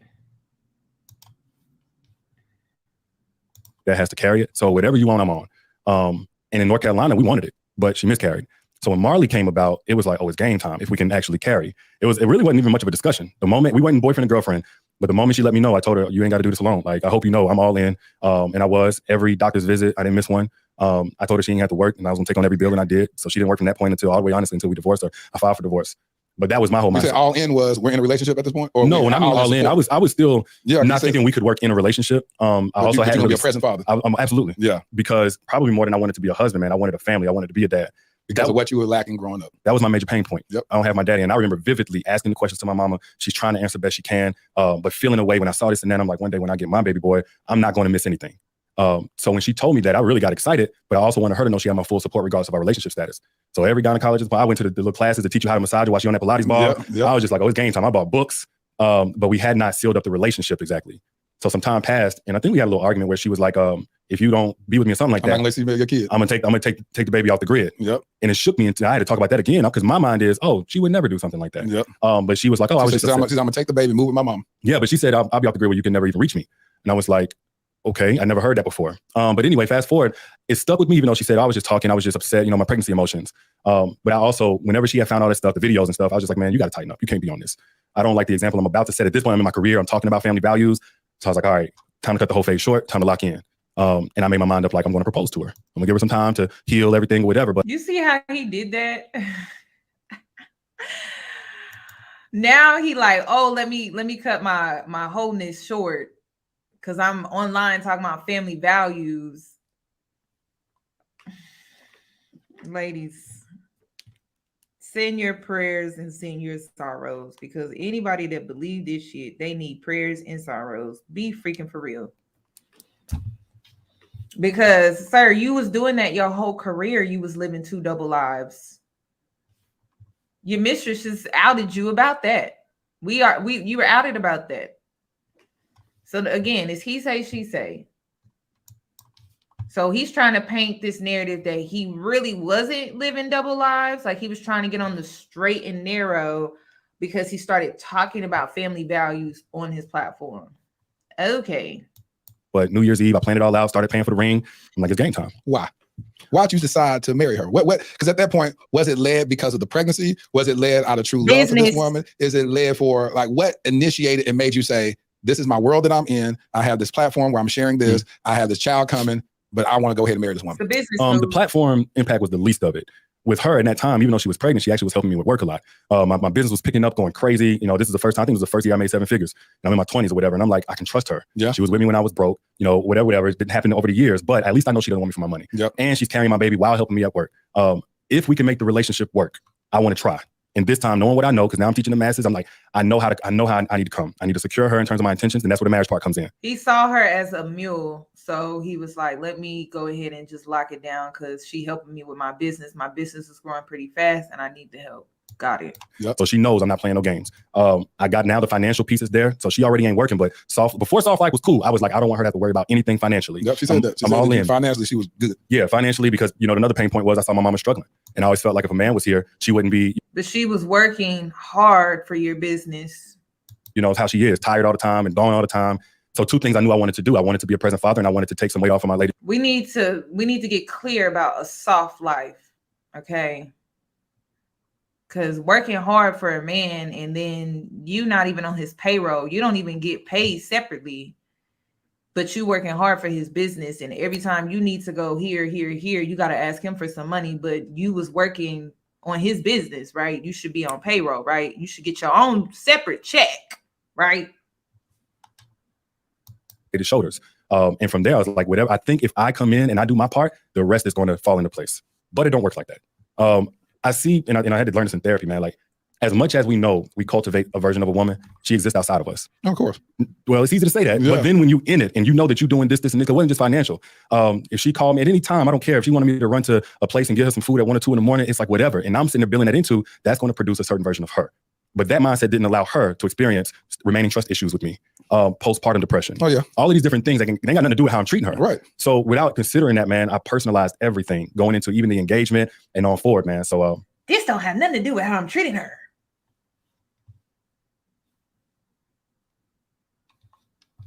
That's crazy. Yeah, that was my thinking. Like, we're gonna make this work no matter what, but we still had not properly set the foundation, reset it from all the years past. And when you decide to marry her, you made up in your mind, I am done with all these women. This is my wife. I'm going to be an honest man that covers my wife properly. When I made up to just get engaged with her, I had burnt all the bridges. Oh, you did? But the thing was, with me, my boundaries were loose. Explain. So I had bad boundaries when I was married. So I just want to hear what you consider bad boundaries. So I may have a woman that I slept with before. Even in our singleness, I may have one I had sexual history with before. And I have no problem carrying on small talk. That's one boundary. Right. Going out where I knew somebody else was going to be there. That's a loose boundary. It's like, somebody that you had sexual history with is at this place. There was one situation where a girl that I had some sexual history with, she did some work down in Atlanta. So she was flying in way before she had asked me to like give her some books or something like that. And I kept that commitment to meet up with her and give her books instead of telling her like, or just telling her, no, things have changed since the last time. So these are the types of things, and I didn't notice until way later, Danae would see or have whatever and have a problem with. Of course. Because even if a girl is hitting me up saying, D, my mom loves your stuff. My colleague, is a fan of yours. And I reply like, oh man, thanks. You know what I'm saying? Appreciate that. Hope everything is well. Danae sees that at the corner of her eye when she goes to my phone and says he's talking to women. Yep. So.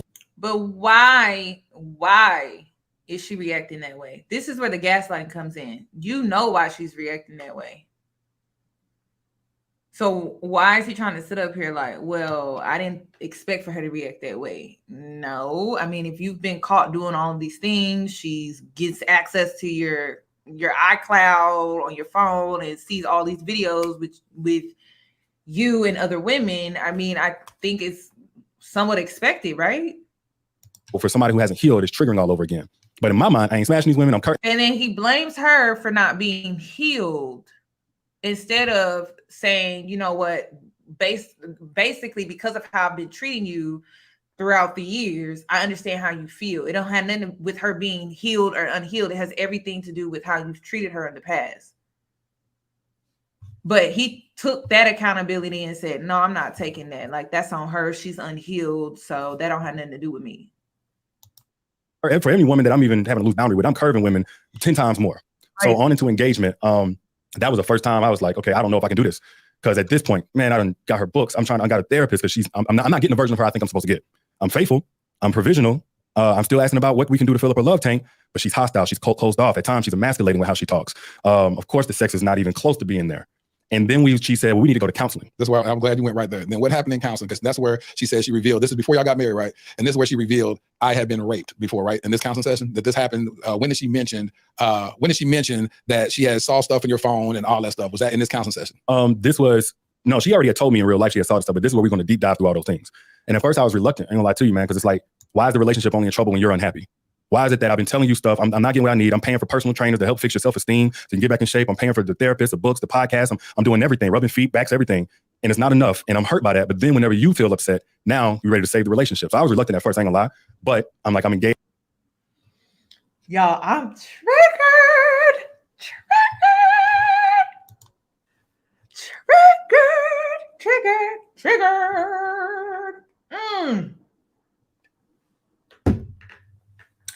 Prayers and sorrows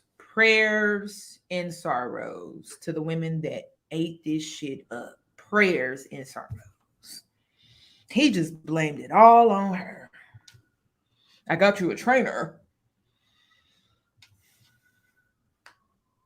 Did he ever treat her better though? Like, that's why I be telling women, y'all be careful out here. Y'all be thinking a man be buying you stuff and y'all think he put you in a nice house. You don't gotta work, but you do gotta work because, girl, you a part of the family business. You know what I mean? But this is your soft girl life, according to me, because I was raised by a single mother and I watched her work 2 jobs. And all you gotta do is work for me, baby, and you good. Girl, this is a mess. This is a mess. Okay. Age now, we got a little baby.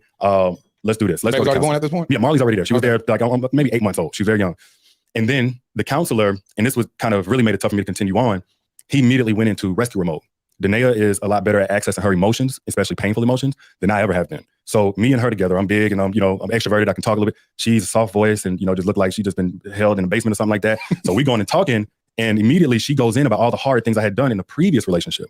So me, ignorant, I never considered all the previous because I'm like, hold on, in between time we single, you've been dating. Yeah. I'm thinking especially because she got her lick back. Yeah. She got her lick back. And I mean, call me what you want, but I still feel to an extent. Once you get your lick back and you even the score, I don't want to, I mean, you know what I'm saying? Like you went in one of the guys, and I don't know if she slept with him or nothing like that, but it was one of my homies. She knowingly did this. I did that to make you upset. She went for guitar lessons and learned everything she needed to know in one night. I was like, okay, well, my chest hurt just like your chest. Learned everything you need to know one night. But I'm like, you wasn't bad for doing that. Anybody would be, first off, on timing. Then secondly, to make me, my chest hurt just like hers did. Yeah. All right, cool. So when we in this counseling session, back to here, 2017, she going in, and I'm in the present of all the things I've been doing. This is the first time I've come this hard for the relationship ever. And, financial aspect and the security. I'm the guy down on one knee. I can't do no more than what I've done. But she talking about me like I'm a dog.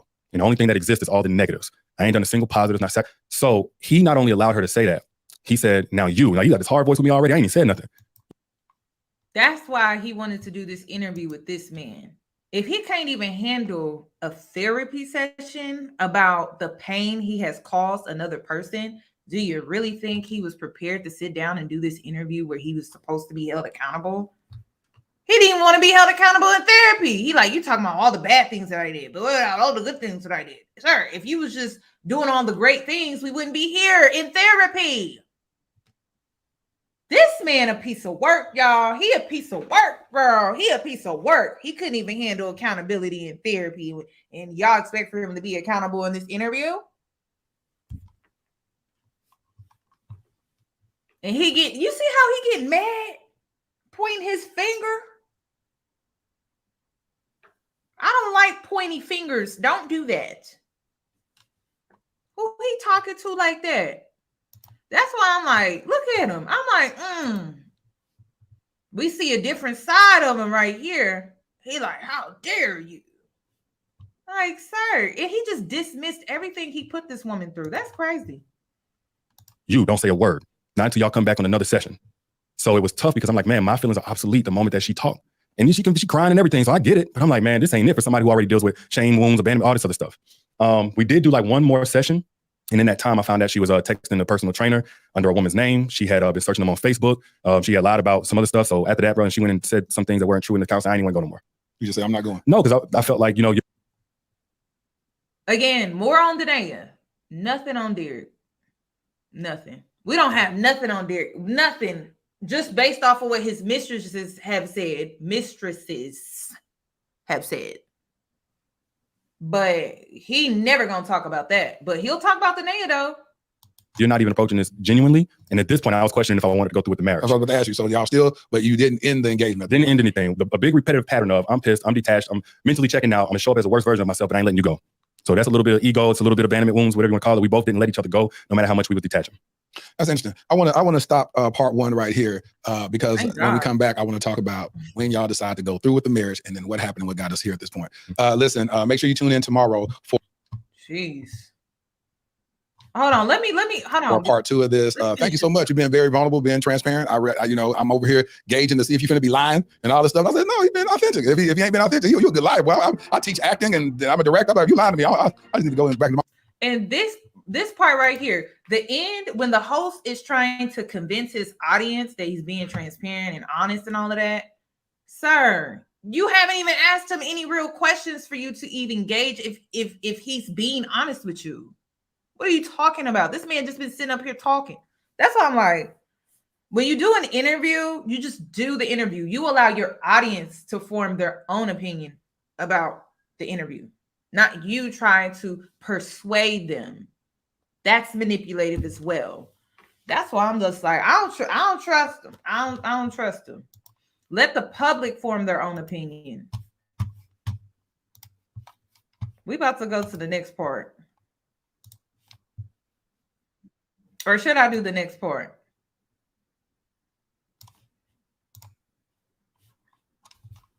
Do y'all want me to do the next part? Y'all let me know, because I could do a little, intermission, come back.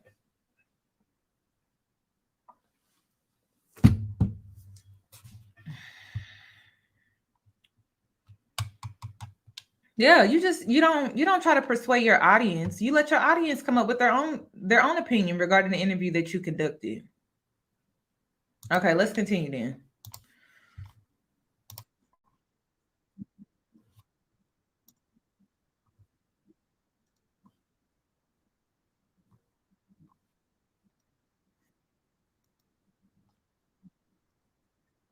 Out a plan where I mapped out a plan with her. Because most of the stuff that I had done from the first book to the initial, whatever, was in my single stages. So this is the first time we're going into the chapter together. And I'm like, I got you by my side. This is what the play is. We're going to do this, this, and this. And then in the next couple of years, we're going to be able to just be philanthropists and be multimillionaires and whatever. So at this point, I'm making multimillions in my 20s. So she already knows what's up. So I didn't want to abandon ship. You're making multi-millions? Yeah. In my 20s, I was making multimillions. Glory to God. But so that was the stuff you were doing, relationship and other businesses. I had other businesses. So you was balling out of control in your 20s. I wouldn't say balling out of control. You was balling. You had millions of dollars. Well, the thing about business, man, even when you got millions of dollars, you got arrears, there's expenses. You know, if I place an order for, so one of my products was a date night card game. One order might be $250,000 in order to get the warehouse right. And then you got trucks, you got, warehouse, you got. We heard about his business practices. I just want to put it out here that this interview is very similar to the Mother's Day post that he made for Danae. Y'all remember that?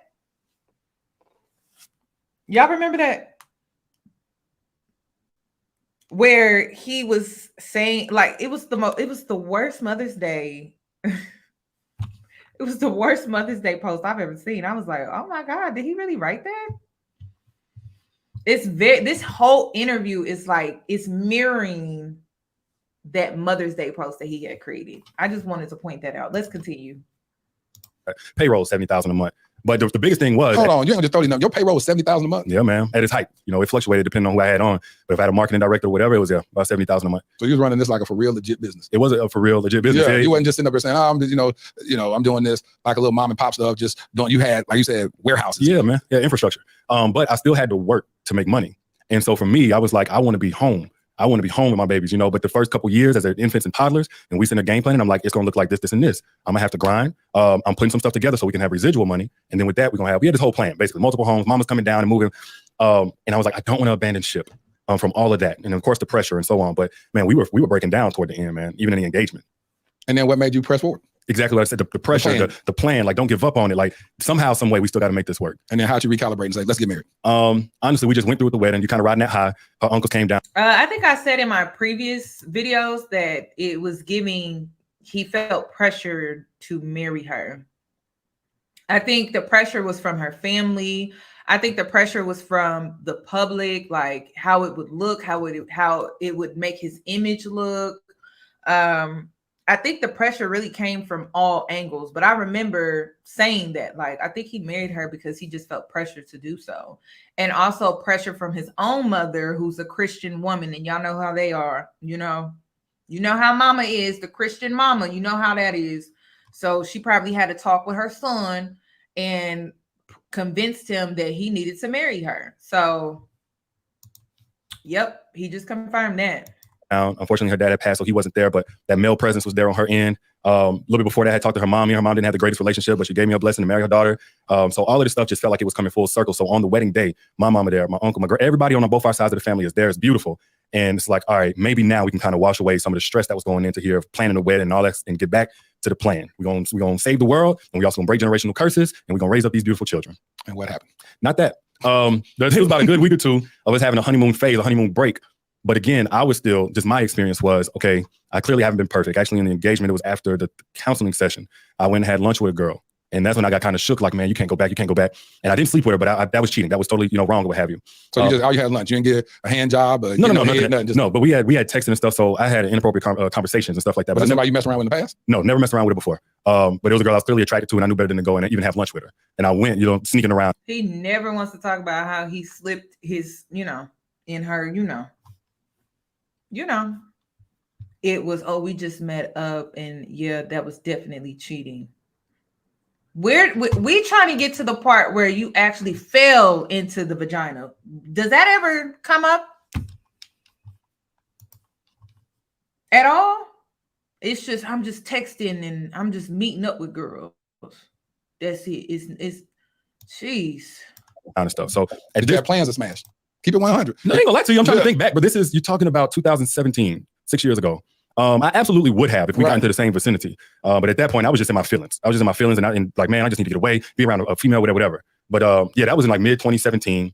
So cut all that off. Going forward, I may have had conversations with girls at most, but like the worst thing about me is I was still maybe a flirt, maybe responding to something like that. But now that we married, okay, there's no chicks or whatever, you know, we focus, we got this plan, it's 2018, and we're still having a ton of disconnect. We will come together for a little bit, and we'll be intimate, we'll be friends, but we're disconnecting a lot. And this is going into the birth of our son. So again, I'm thinking. Even the host said, be for real. Because he like, sir, when did you, like...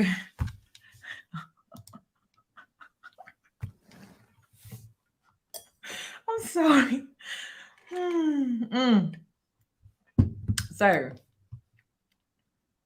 So he never fell in no vagina, y'all. He never got in between nobody's booty cheeks. But that's not what the girls are saying, Derrick. The girls are saying you was out here getting the cheeks, you was getting the booty, you was slipping and sliding. That's what they were saying. What happened?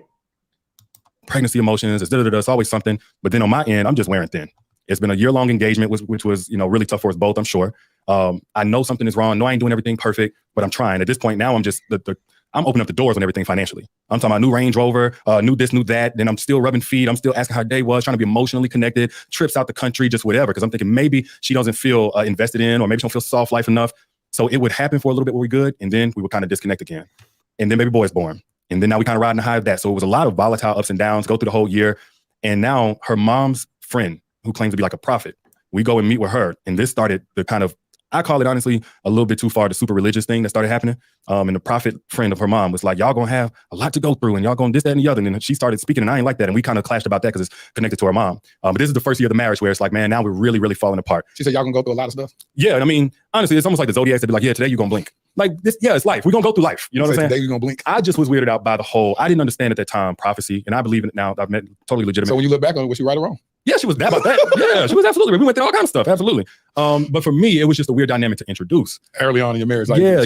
For doom at the beginning. And then it started the whole, what God told me and God said, and I'm like, you're my wife, not my pastor. Oh, she started saying that to you from that relationship? Yes, and then they formed a little 4-person church, which I had a different name for it at the time. What name you call it? The cult. So she was going to this 4-person church. Now she began to prophesy over you. What it didn't get super heavy on that until 2019. I told you they both a mess. I told you.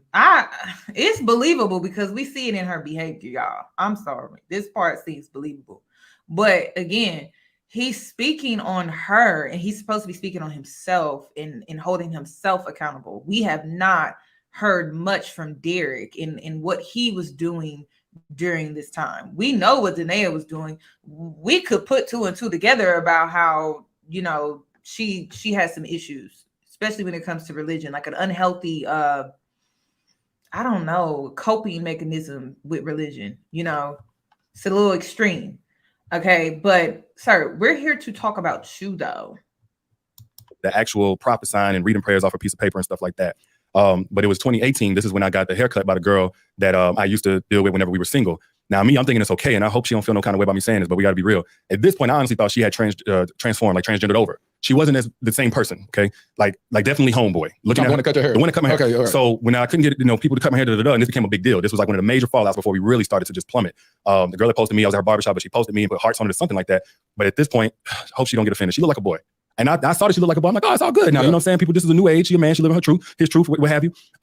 Nope. Danae found out about it by seeing a story. Danae is one of them passionate people both ways. And it's a beauty when it's a beauty. But she also knows how to hit you where it hurts, what to say to you, how to say it. So she said some stuff, man. And at this point, I'm like, I'm tapped. Now did she call you gay? No, she didn't call me gay. I thought you said that because the picture of the girl. She looked like a street hooper or something like that, man. She just looked like I'm not trying to be messed up. I know, I'm thinking it's. But did you sleep with her? She said, Danae said that you slept with this woman. Did you sleep with her or not? Cool, but what did Danae say? Because if you didn't sleep with her, it don't matter. That was like hit below the belt. She's still calling me an F-boy. She's still saying I'm a cheater. And at this point, I'm not cheating. And so again, it's not good enough to do stuff intermittently, because ultimately, even whenever you look like you're doing something, you're making your person relive the same trauma all over again. Me, at that point, I was so heavy into defensiveness. So the moment she called me something, instead of like sitting with that and saying like, what makes you feel like, have you been like all the stuff that we probably know to do now, at that point, I'm just defending myself. Like, man, I can't do nothing right. All you do is mention what I don't do or what I do wrong. And what it look like I'm doing wrong. But I done did it and I listen to all this stuff I've been doing and it ain't nothing. Yep. So it started that clash because she feeling unheard, I'm feeling unheard. And this is toward the end of the marriage. And this actually preceded the first time that I stepped out in the marriage. Caregiver coach Pat Bailey, how are you doing today? you know what, Lateris, I'm really not doing as well as I could today. Why not? Because 50% of our families are. Lord Jesus. Of the marriage. And did she ever find out about that? When I confessed it to her. Oh, you confessed it. Yeah. How long after? This was when we separated up in 2020. So this was maybe a year and some change after. Is that when she left in 2020 and went back home to her mom? So yeah, we had I told her I wanted to separate. Like, You see how anytime he cheated, they were either not together or they separated? Crazy. Like I don't understand. Like if you didn't, this is my thing. Yes, I tell y'all, manipulators, when they're trying to manipulate you, they have to convince you, right? So part of convincing someone is you have to give more than what they're asking. And then liars are going to share more because they're trying to convince you of the story that they're telling.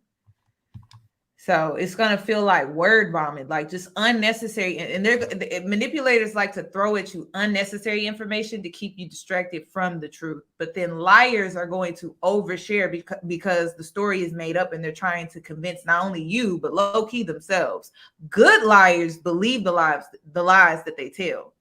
So trying to keep up with all of that in the moment, it's so hard to do. And that's why manipulators like him are really good at what they do, because when you're trying to keep up with everything that he's throwing at you, it's like it's a lot. That's why I'm like, he long-winded with that whole barbershop, the girl that was cutting his hair. But I'm like, sir, did you sleep with her or did you not sleep with her? Because if you didn't sleep with her, there's no point in mentioning her at all. Like, so I was saying that year just off and on. It might be 4 or 5 months I'll go without doing nothing. And then we still clashing at this point. I'm in a condo. I think y'all talked about that a little bit. So you had two residences. You as again, you balling out of control. You had this big old mansion and then you had this condo in downtown Atlanta, right? Yeah. We always had plans of having multiple homes. So at first it was my warehouse, but it was too busy over there. Then I got like Airbnb, like $1,000 a night. So we talked about having a condo and then what it would look like for her to be okay with that. Clearly, it's probably not going to be. No. Yeah, and understandably. But the thing we came up with was that she was going to have a key fob so she can get in whenever she wants, unannounced. And when we had a babysitter, we'll go down there. But that's going to be our first time having a second residence, whatever. So as time went on, when we clashed though, I started staying at the condo more because I was already like, again, we working the plan. I'm a grind. I'm setting this and up. It's going to be residual by this year. And so it was like maybe like 3 or 4 months of coming home when we so disconnected, she would either be asleep by the time I got there or in the time that I was in the shower, she would jump into bed and go to sleep. She just, again, this was her way of soothing or whatever, but she didn't really talk and I'm sitting asking whatever. So I'm coming home to a reject. I just stopped coming. Now I wasn't immediately going to go cheat, but I'm like, I'd just rather stay at the condo if instead of coming home and being reminded that I'm despicable. And that lasted I would say about 7-8 months before I started back tripping out, before I started back, stepping out and stuff. So what you did, you said, so the first time towards the end of about December the first year, and then you cheat, then you come back, confess, and then no, I didn't confess. So that time, confessed towards when y'all after we really fell out. So in 2020, yeah. So in that time, in 2019, mid 2019, so I started tripping out. I'm like, this is definitely over. I can't do this. But I remember feeling like one thing they don't really. First of all, y'all got married what year? 2019? Beginning of 2018. Y'all got married beginning of 2018. January 13th. So that means the end of 2018. That's when you cheated. Yep, for the first time. And then 2019 came around. 2019, it's like, oh, get back on track. Just bygones, forget about it. Never happened. And then it was about 7-8 months in where we still was having the same type of clashes. And even though I wasn't doing anything, it's like, man, I can't be around her. I can't. I need my peace. But it wasn't the same. Was it the same woman that you would go back to, or you went back to your old ways? Because I didn't want basically old ways. So my whole thing, and it's crazy. You had sex with the same person over and over again. It's going to build up something. It's going to build up something. So you want to make it where it's multiple people, so it's not so meaningful. Which is wild even thinking about the justifications and exceptions. Like, well, this ain't so bad because I ain't letting them fall in love. It's not a relationship. It's just something physical or whatever. But that's exactly what I was thinking. That's real. That's exactly what I was like, man, don't let it go too far with one. And then you had to mix that. Like, I ain't saying you got to, but I was mixing that in with, all right, man, stop. Just like, all right, I got it off. I got that off my system. Get back in. And then we'll go a good couple of weeks, maybe a month or two. I don't believe that. And the reason I don't believe what he's saying, like, oh, I need to like mix it up and not get attached to one woman. Sir, from the time you were in college and you met Danae, you were never attached to one woman. So you went back to your old ways. It wasn't that you were trying to catch feelings or get emotionally involved with one woman. You've never done that. Like, you've never done it. You even admitted that you didn't do it with Danae because of your abandonment issues and your mommy issues. So you were never going to do it. You were never going to step out on Danae and just have an affair with one woman, because that's not how you do things. That's not how you move. He's used to having a large appetite of many different women. So he went back to his old ways because that's all he knows. So it wasn't because he was married now and it's like, oh, I should just go out here and deal with multiple different women so I'm not like creating intimate relationships or emotional relationships. It was, this is all I know because my marriage is not working out and I feel some type of way about it. Like I feel neglected. He feels neglected in his marriage with Danae, just like he did with his mother. So he just reverted back to his old ways of, okay, so I'm gonna just close myself off and I'm gonna just go deal with a bunch of different women. That's the truth. Like, but you have to weed through all the bullshit just to get to the truth. So I guess when Danae wasn't giving him, you know, the love and attention, which honestly makes sense because she had been through so much, he felt like, okay, let me go step out on her because I'm starting to feel neglected, just like how my mom made me feel when she remarried and she married my stepfather. But this time it's a little different because it's like, well, Danae is not giving me the love and attention that I need. She's not being there for me in the way that I need. Even though I dogged her out, treated her poorly, I still need her to be there for me in the way that I need her to be there for me. But she's neglecting me. So I'm just going to go and step out. This is a mess. So, yep. That's what I've gathered. And we clash again. What's interesting is that y'all never completed the counseling sessions that y'all had for premarital counseling, and those same issues didn't do nothing but follow you into the marriage. Absolutely. And so now we see the clash of the titans take place in 2020, where she said that she left, and she left, and no notice. You basically come home, your family gone. Something like that. So what happened was I was like, enough of this cheating stuff. I'm done again. This time I'm going back in. If it don't work, it don't work. This was in like the end of December of 2019, actually. I think maybe the January 1st, 2nd, something like that. And I burnt every bridge that I had. What is looking like burning bridges? What is burning bridges is like, I don't want to continue this any further. I mean, do you say that to the women? Yes. So you have a conversation and say, I send a text. I was sending a text. Are you sending a text? Yeah. Hey, I ain't finna mess around with you no more. Don't want to mislead you. I don't see this going any further. We're done. Don't expect to hear from me, that kind of thing. And I'm tapping back into my wife, or do you say? I wouldn't even say that. I think at that time for those messages, I just was saying like, we're done. But they knew what it was. They knew I was on the outs. We were estranged. We were in different all these things. Yeah. So none of them really gave me too much flack about it at that time. But for me, I'm like, I'm dipping in out of giving myself excuses. So sometimes I do it, and sometimes I feel guilty. I feel like the hypocrite I was being. I feel like, man, I'm leading people, I'm preaching, and I'm counseling, whatever, but I'm not living it. Right. And so I would, the resentment had me feeling like, well, in this situation, it's different because I feel like this. I done rolled out the red carpet. I done been everything she asked me to be and more, and it's been spat on. That's just resentment talking and having you thinking that, oh, it's cool because. Yeah, but justified. But then that truth really hit you at some point when you're talking about it and somebody say something like, I'm glad there are men like you in the world. And then that and conviction like, hit. honestly, bro, I ain't even that kind of man in the world. How did it feel? She said one day she called you out, and this was early on before y'all got married. She said, do you even believe the stuff that you say? Yeah, this was back in North Carolina. Right. I felt like I understood what she was saying, but I was like, why is this the first time you referencing my career? Because, okay, I didn't just talk about don't cheat. A lot of my stuff was about, leave thoughtful gifts, write poems, write love letters, let her know how you feel, all these different efforts, sacrifice, breakfast in bed. These are things I all did. And I was like, why is it that stuff is obsolete? And the only thing that exists to you is the time I've now come up short. That's when you ask me about this stuff. Sir, is he serious, y'all?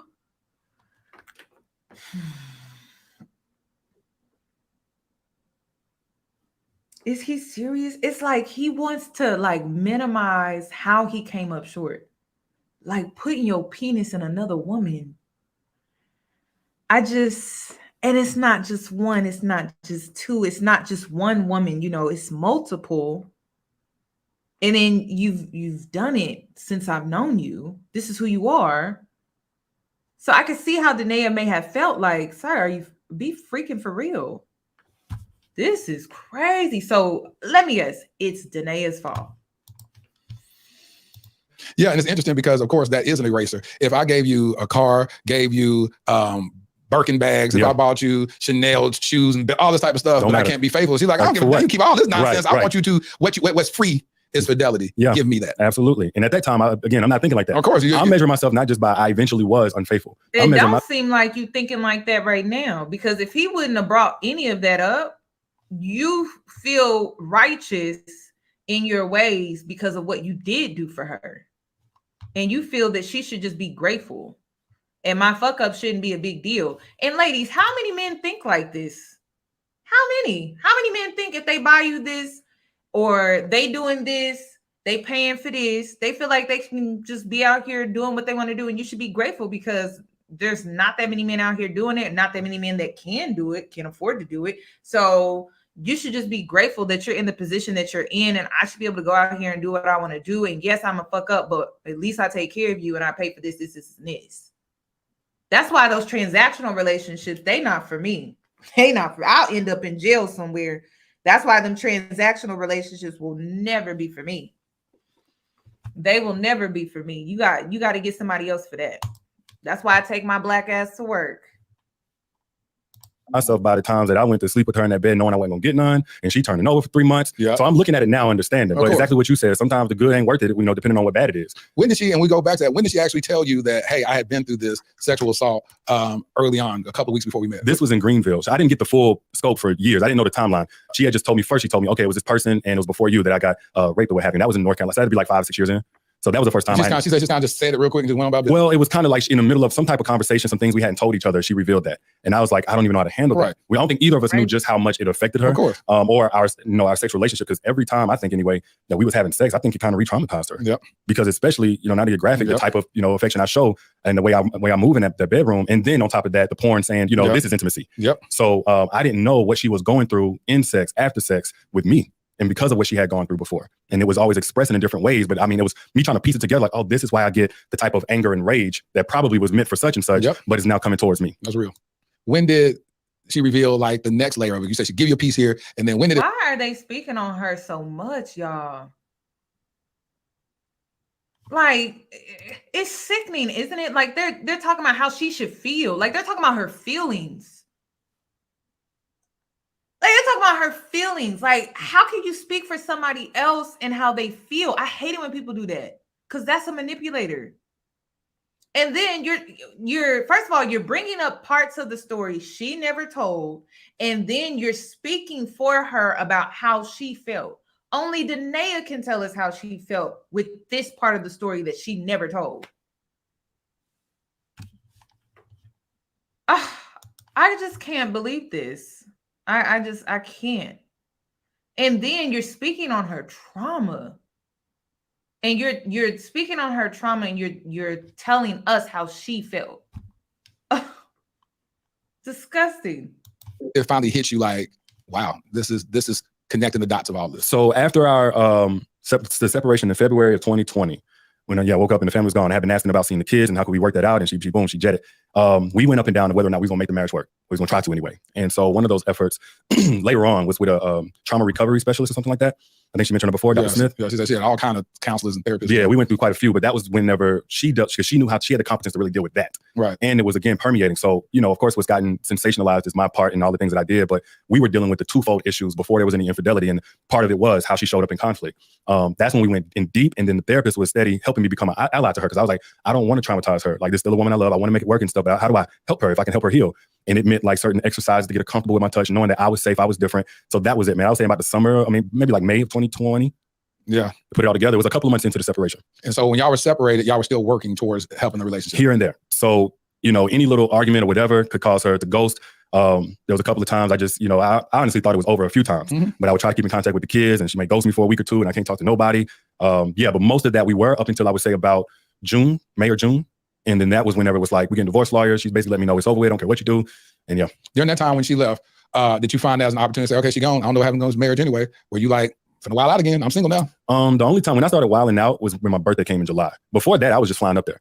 I probably so you tell me during that time she's gone. Now you want to be faithful, right? So right? No, exactly. Now that she's gone, now I want to prove myself. But the thing was, again, I gave my life to Christ in February. Right. I don't believe that shit for 1 second. We're talking about a man that is struggling with a behavior he has been doing since he was 19 years old. People don't change overnight. Like, people don't change. We're talking about a behavior that he did for an extended period of time. He was able to change that in a year. That's bullshit. Change takes years.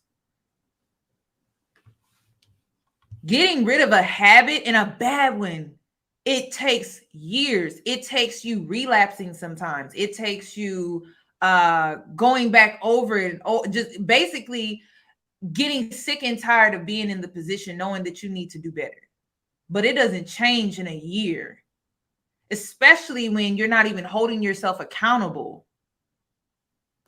This is crazy to me. I'm sorry. Like, y'all need to understand that. And it's a horrible message to push on a Christian platform that you can change in a year. You just have to repent to God. Like, it's total bullshit. Real change takes time, and it can take years. Got people out here believing they can change their life around in a few months. No, it doesn't work that way. It takes time. It takes falling again. It takes getting back up. It takes falling again. It takes getting back up. It takes getting sick and tired to push yourself outside of your comfort zone, because you've been doing this for quite some time. So no, it doesn't, you don't change that fast. And that's how I can always tell with somebody in this space or just any space where they're promoting that they changed their life around. It doesn't happen that fast. I'm sorry. Because you have to unpack the trauma that led you to who you are today. Then you have to confront the triggers that trigger you, and it stems from your trauma. Then you have to go back and you have to make that connection. Then once you make that connection, you make the connection with your trauma, your triggers. Then you have to make the connection with your behavior, your personality, how you live your life in the current moment. Then you have to go back and revisit and start from the top and start with your trauma again and make all of the connections. It takes time. Ain't no way you doing that shit in a year. No way you're doing that in a year. That's why some people be in therapy for years, 3 years, 4 years, 5 years. It takes time, y'all. It's a process. So y'all think giving a man six months to a year, oh, he's a changed man. He's working on it. He could be working on it, but ain't no way he changed in a year. Ain't no way. Ain't no way. Do not buy that. Because he talks about his trauma. Okay, well, that goes back to when you were a kid. It goes back to when your father abandoned you. I was trying my best to walk this straight line. This was before she left, before she knew anything. I was in my truck and I had a conversation with God. Like, I got away from you. Earlier in my years, I was with you, and now look at how things have turned out. So now I'm walking a separate walk from her. We walk in this thing for marriage, but I'm personally trying to be aligned. Clearly I'm not good at this, whatever. So in this time, I'm just whatever it takes to close the gap. If she's not wanting to talk to me this week or what have you, let me be with the kids, because they were begging for me, especially Marley. I would hear Marley crying for me, and she would ask me, when I'm gonna see you again? Honestly, we all at the mercy of your mama's. I ain't say this, but I was like thinking to myself, we all at the mercy of your mama's anger with me. You know what I'm saying? So I'm trying to soothe her. I was just trying to be close. That's what I was the whole summer. And if everybody else on pandemic, I'm flying. I probably spent like $20,000, $30,000 just in that time between flights, Airbnbs, and everything else. She wouldn't let you come stay with her? Or no, she was with her mom. She wouldn't even tell me which. And her mom, she told me her mama told her not to talk to you, not to. Her mama was so heavily involved in our marriage, in our restoration. The counselors, the pastors all said, y'all can't make this work if she's involved. Yeah. She was in the counseling session with her, like marriage counseling session with her. And I understand. With y'all? Yes. When really? We came back, well, one, she was in the session beforehand. Then they would have personal sessions with the therapist. And then we got back joint with the same therapist. She said, why is your mother in the same room as your counseling? Do you not have a boundary with your mother? Why is she in there? That was the first time. And then after that, when we was going to reconcile, we came together with our pastor, because we had the same pastor, and we sat down. Her mom came and sat in on our family restoration session or what have you.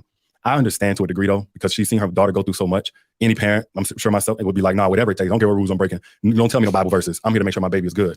But she was as much as part of the marriage as me and Danae were, probably even more. Well, you said she's sitting in the counselors. I've never seen that before. Yeah, it was kind of crazy. Was there any type of abuse that would allow her to want to step? Not abuse, man. No physical abuse. If you consider cheating abuse, and especially emotional, it definitely causes trauma.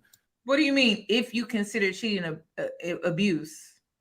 See, this is what I be talking about. His messaging does not align with this interview at all. Because if he was on his platform right now trying to give women advice, he would say cheating is abuse, period. Cheating is abuse. So that's what I'm saying. Like, this man is a piece of work. He a piece of work. You got to keep up. I think, I could see where he's coming from with this part of the interview about her mom being heavily involved in a relationship, because it can overcomplicate things. But at the same time, her mom didn't trust you, because her mom has had to step in several times to take over your household. Let's be for real here, because you was out here doing what you was doing. So if her mama had to step in and take over your household, when you were supposed to be over your household, but you was out here stepping outside of your household, I can understand how her mama got involved. She was taking in your kids. She was feeding your family when you were out here doing what you wanted to do while you were separated and single. So make it make sense. I can see why her mama was heavily involved. I'm not saying it's right. I'm saying, well, what position did you put her mother in, though? Did you consider that for a sec? She taking in your kids, she feeding your kids, she looking after your kids, and then your wife is not in a good place. But it's her mama's fault. Like, come on, she wouldn't even be involved for real if you was taking care of your household. That's a mess. But nothing where she was like in danger. Her and her mom, this is just my belief, have a weird relationship. It's more like girlfriends because they're only like 15 years apart, 16 years apart. But her mother from day one didn't like me. And I think whenever I heard the name, it's like, oh, see, I was right. Yeah, confirmation. And so that's all access pass to stay in. Did he? I mean, ladies, come on now. Her mama never liked me. Well, I can. Well, Derrick, I see why. I see why she never liked you. I mean, damn. And if Danae would have listened to her mama, oh my God, it could have saved her a lot of heartache.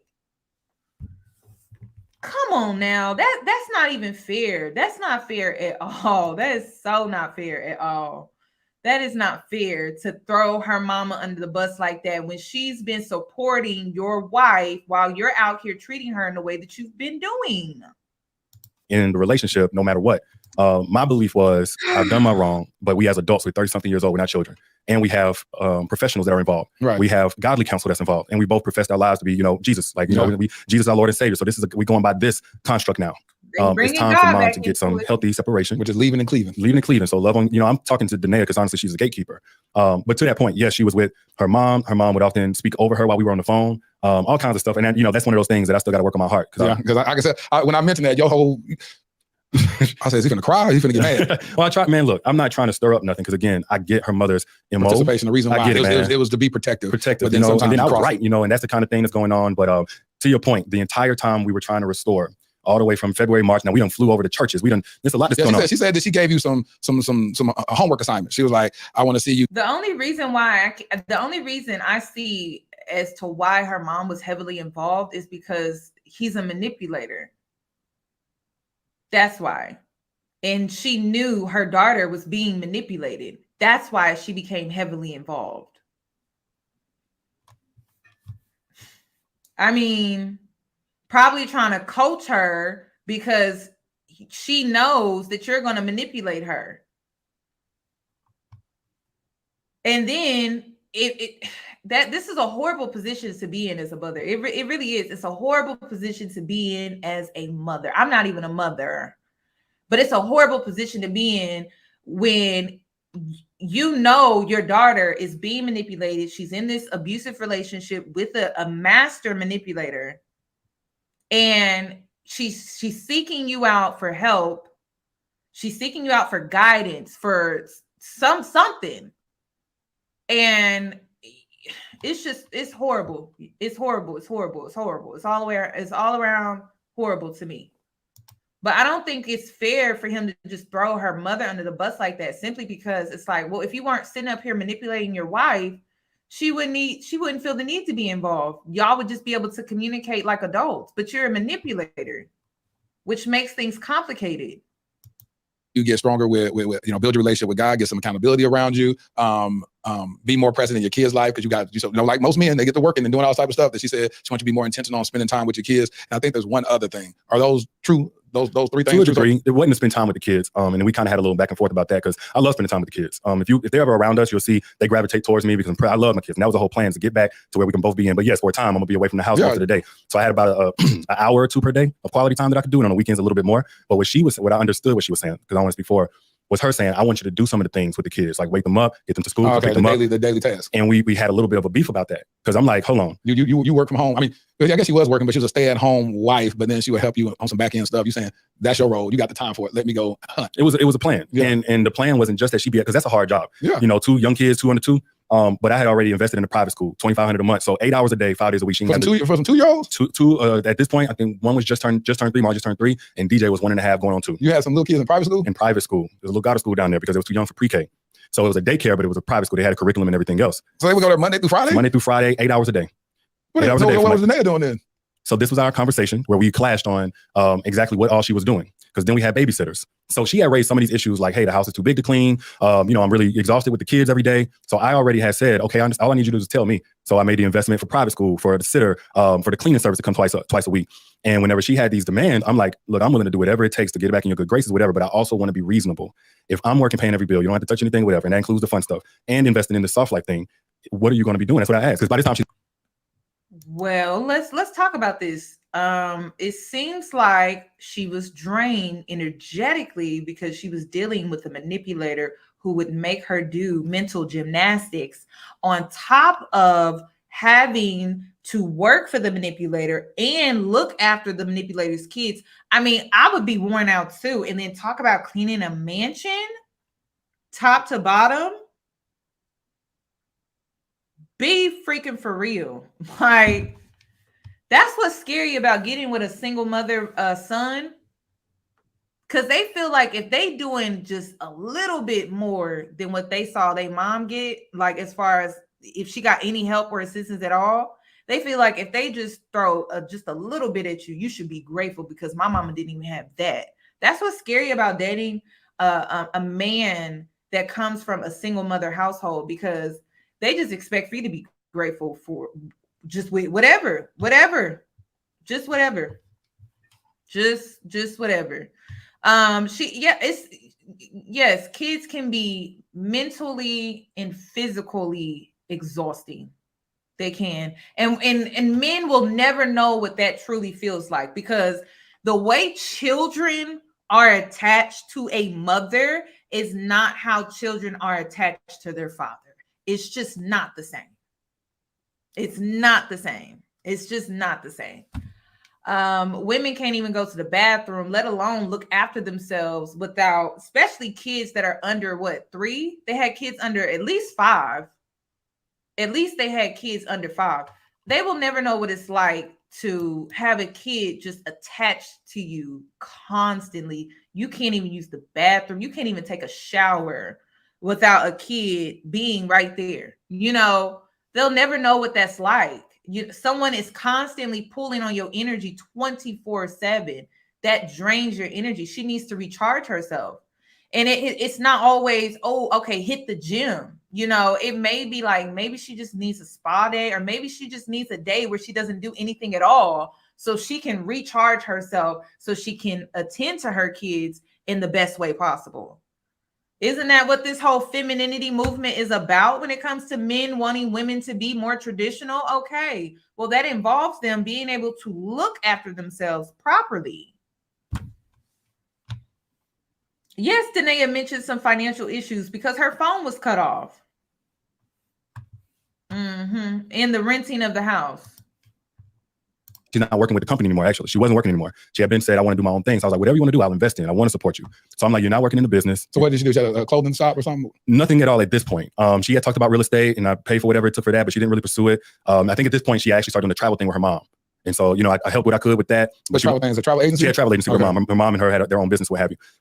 So yeah, that was our clash. And I'm like, I don't think this is helpful, and I don't think this is sustainable, because I'm not with this. I'm gonna pay for everything and but then still get up in the morning, get the kids or whatever. I want to spend time with my children, but not take on responsibilities, because at the end of the day, we still got work to do. So I forget where we was at with it, but that was her list of homework included some things that we didn't necessarily agree on. He didn't want to take on the responsibility. What did he just say that? Let me go back.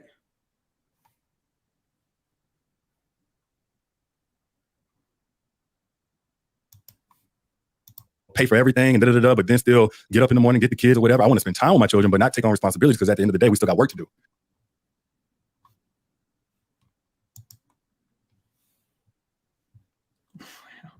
This is what scared me about having kids, y'all. That's what scared me about having kids. That right there is what scares the living shit out of me when it comes to having kids.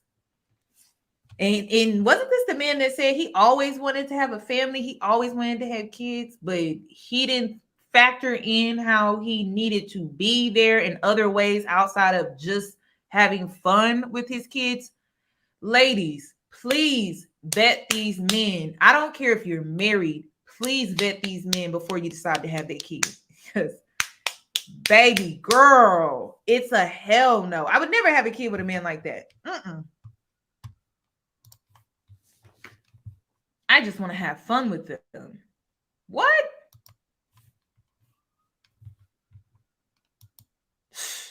That's crazy. But he got time. He had time to cheat though. He couldn't take his he couldn't feed his kids, bathe his kids, none of that. But he had time to cheat though. So I forget where we was at with, but that was what we had to touch. right. Her list of homework included some things that we didn't necessarily agree on, but I didn't need her to tell me to get closer. I was trying to pursue God at this point for myself. And I think it helped that she saw a lot of that initiative on my own, because one of the pastors that she watches on TV, and then I ended up popping up. That's what she said. She said she was watching YouTube or watching something. You popped up down there at the altar in the service or something. Yeah, I didn't leave him alone. Because she said you was like, I'm finna start following this minister around. That's what you started doing? Something to that degree. We developed a rapport. So she didn't mention, I didn't watch the whole thing, by the way, so I could be wrong, but there was a space before we separated where she got really infatuated with demons. And she didn't just say, I need a deliverance either. She said, the Lord God is taking over my vessel. You're going to die, go broke, and all these other things. She said, you are? Yes. Now, later on, she said, well, I was speaking to the demonic spirit. And you? Yes. And this is an interesting dynamic for anybody with a spouse to talk about you speaking to. So anyway, I started looking into it and I realized, oh no, demonic influence is very real. Right. But I don't know nothing about it. I grew up in a very traditional church. We didn't talk too much about that. You know, we understand we don't war against flesh, but of course the spirit and all this stuff. But this goes a different level, like demon spirits, the name of this demon, so on. And there was one pastor, she introduced me to him, that knew about this stuff. So I went and found him. And we also had some stuff where she wouldn't let me see the kids because my demons is making them. And I'm like, so why is it everybody else got demons but you? And I would have these conversations like, why everybody else influenced but you? And then we had this fight now where I felt like she asserted herself as my spiritual authority or my superior. She's so pure and angelic and God's first cousin. But then me, I'm just Lucifer's baby boy. I'm getting clarity from this pastor because now I've watched enough of his stuff, whatever. Met him and he took to me. And he was able to tell me some stuff that validated that he was indeed a man of God and whatever. And he took to me and was like, I can see your heart or what have you. And I was like, look, I want to serve you any way I can. I want to be a part of the ministry or what have you. So that's what started. When I didn't just follow him. We was talking. He was kind of mentoring me. He became my spiritual father. And so did anybody else confirm? Was there some deliverance service where maybe that pastor and a couple of other apostles or something linked around you and cast the demon out of you? They cast, like I did go up there to the front and I got the deliverance and all that stuff, but it wasn't like necessarily what she was saying. It was when we all discussed it together, because now he's a friend of the marriage. He wants to help us. And when he was like, you know, Danielle, you may be seeing some stuff like a spirit wife or something like that. Right. Like, that's absolutely true because he's out here smashing and dashing or whatever. Right. But some stuff you're getting, you have to be brought up and taught how to interpret it. So Danielle was actually, I think anyway, very well meaning because she wanted to protect her family. At one point in time, she was trying to protect me, praying over me. Before we separated, I had woke up one day and she had her hand on me and she was praying over me. So it was like sometimes it came from this pompous place of, you know, throwing the book at me and judgmental and so on. But at times it came from a very nurturing and protective place. So he confirmed we both needed deliverance. And even because of her mom's involvement, that she needed deliverance right along with us in order for everything to come back together. And so what happened to where now, what transpired for her to move back from, where was she in Denver? Where she was living in Denver. Mm-hmm. And what made her transition and say, okay, let's, you know, reconnect with my husband and let's try to make this work and move back to Atlanta? So that pastor had, this was after my birthday and I've been wilding out and stuff. I'm like, it's over with. Honestly, I felt so empty, man. And I cut everything off before I even knew if I would have a chance with her. But at this point I had started rebelling against God because I'm like, God, this was in July. February 4th, I gave my life to Christ in the truck. And it's like, all right, tomorrow, it was for different reasons. I didn't want to go back home before that, but I was like, tomorrow I'm coming back home. He said in the truck, I guess where it all started. And we're going to make this work. We're going to thug this out the God way. Yeah. And that's whenever I came back that she was gone. I was like, the day after I gave my life to Christ, things started going here. And I blamed him. Mm-hmm. I went through some rebellion all over again, man. Screw this, F it. So anyway, that was the end of July. I was like empty. I'm like, man, I done rented out yachts and I done did all this money spending and these random girls I'm kicking it with. I don't even know them or like them. So just being real, like I don't even like you, like, you know what I'm saying? So I was like, man, going somewhere, man. And you know, before she said anything, I again burnt the bridge. I'm so off and on. But August comes around, I think it was August, and my spiritual father was going to have another event. I had stopped kind of being around him for a little bit while I was in that stage. I was like, I need to go over there. So that stage was just the month of July? I would say June. One thing that I am noticing about him is that he gets mad when he tries to get on the straight and narrow and he doesn't get immediate change. Like he doesn't get the immediate reaction from people. Y'all notice that? That's why this man has not changed. You can't change in a year. And then you certainly have a hard time changing when you don't get the immediate gratification of the changes that you are trying to make, because change takes time. So it's almost like he wants this instant gratification, and that's not how it works, especially when you have a history of treating people a certain way. So it's going to take time, but the only thing that you can do is focus on changing. That's it. But you can't expect for people to be I guess like on board with this new quote unquote version of yourself, but only when they react in the way that you want them to. He has control issues. He has control issues for sure. Like that's giving control issues, because I'm like, that's really not fair. If you're a changed person, you just show up, that's it, consistently as this version of yourself. But you get mad. He gets mad anytime things don't go his way based off of the change that he just made. And that's not fair. You're not even giving the people that you're quote unquote changing for a chance to truly get to know this newer version of yourself, or to get familiar with this new version of yourself. You just want them to just embrace you immediately, and you want them to put their defenses down immediately. And that's not fair, because, okay, you may be this new version, but they know you to be this older version. So it's going to take time for them to adjust and become familiar with this new version. And that takes time. That's it. It's not instant. So I could see why I could see why Danae was, hesitant, and she probably didn't know if she was being manipulated or not, again, for like the 30th, 40th, 50th time, because it's like, well, you've done this before. You've said this before. I can see how she kind of feels that way. And then I'm sure her mom was stepping in like, Danae, he's said this already. Danae, he's done this already. Danae, like I could see her mom kind of telling her like, he's done this so many times. When is enough going to be enough for you? I can see her saying that. Into July. Okay. Yeah, so February, she July. leaves February, right? February, give your life to Christ. The next day she leaves, you start trying to get your feet in Christ. You find that once you connect with the Man, I spiritual went head first into it, man. I made friends with pastors. Willie Moore Jr. I reached out to him as a man of God, and I was like, man, what group are you a part of where y'all stay on the straight and narrow? Yeah. And they didn't know anything about any of this. Yeah. I was pursuing this. I'm like, I don't want to mess this up again, So anyway, what was the question again? So you started working towards that. And then July, you said what? Because we were discussing my birthday, and she was like, I'm not seeing you for your birthday. And I was like, abandonment still hurt. Yeah. I ain't healed nothing to do with abandonment at this point. So I was like, my birthday? I was like, can I at least see my babies? You know what I'm saying? Can I do that? Well, I'm taking them to a church event. I was so beside myself. So anyway, we definitely knew the relationship is over. We got a child custody agreement in place, all this stuff. I had my rendezvous. Then after that, cut everything off. My spiritual father was gonna have an event. She happened to be at the event. Oh, really? This was actually down here in Dallas. He was gonna have it at the Marriott. He was gonna have like a 3-day event or something like that. I was like, I want another chance with my family, but I don't know. It's just too much. But I brought a picture to put it on the altar and pray and everything else. Her mama came with her and brought the kids. And we had not at this point talked in like 2 weeks. So the first time you seen your wife at church with your kids? In a minute. Yeah, no, we had seen each other throughout the summer, but this time. No, I'm talking about, you said for 2 weeks. There was a couple of weeks. We had discussed me seeing the children because I kept trying to just keep some closeness with them. I went up to Denver to see them. And from that point, she ghosted me. She stopped answering. I was up in Denver for like 5 or 6 days. She wouldn't answer or nothing like that. And like a week and a half later, we was at the church event at the same time. And you looking up like, wow, there go my wife and kids. I broke down, really seeing the kids. Because I was like, at this point, I'm wanting another chance, but I'm also understanding. And she's kind of beat me up at this point. So I'm like, whatever on that to a degree, but I really, really miss my babies. So they ran into my knees and I'm like, man, like maybe.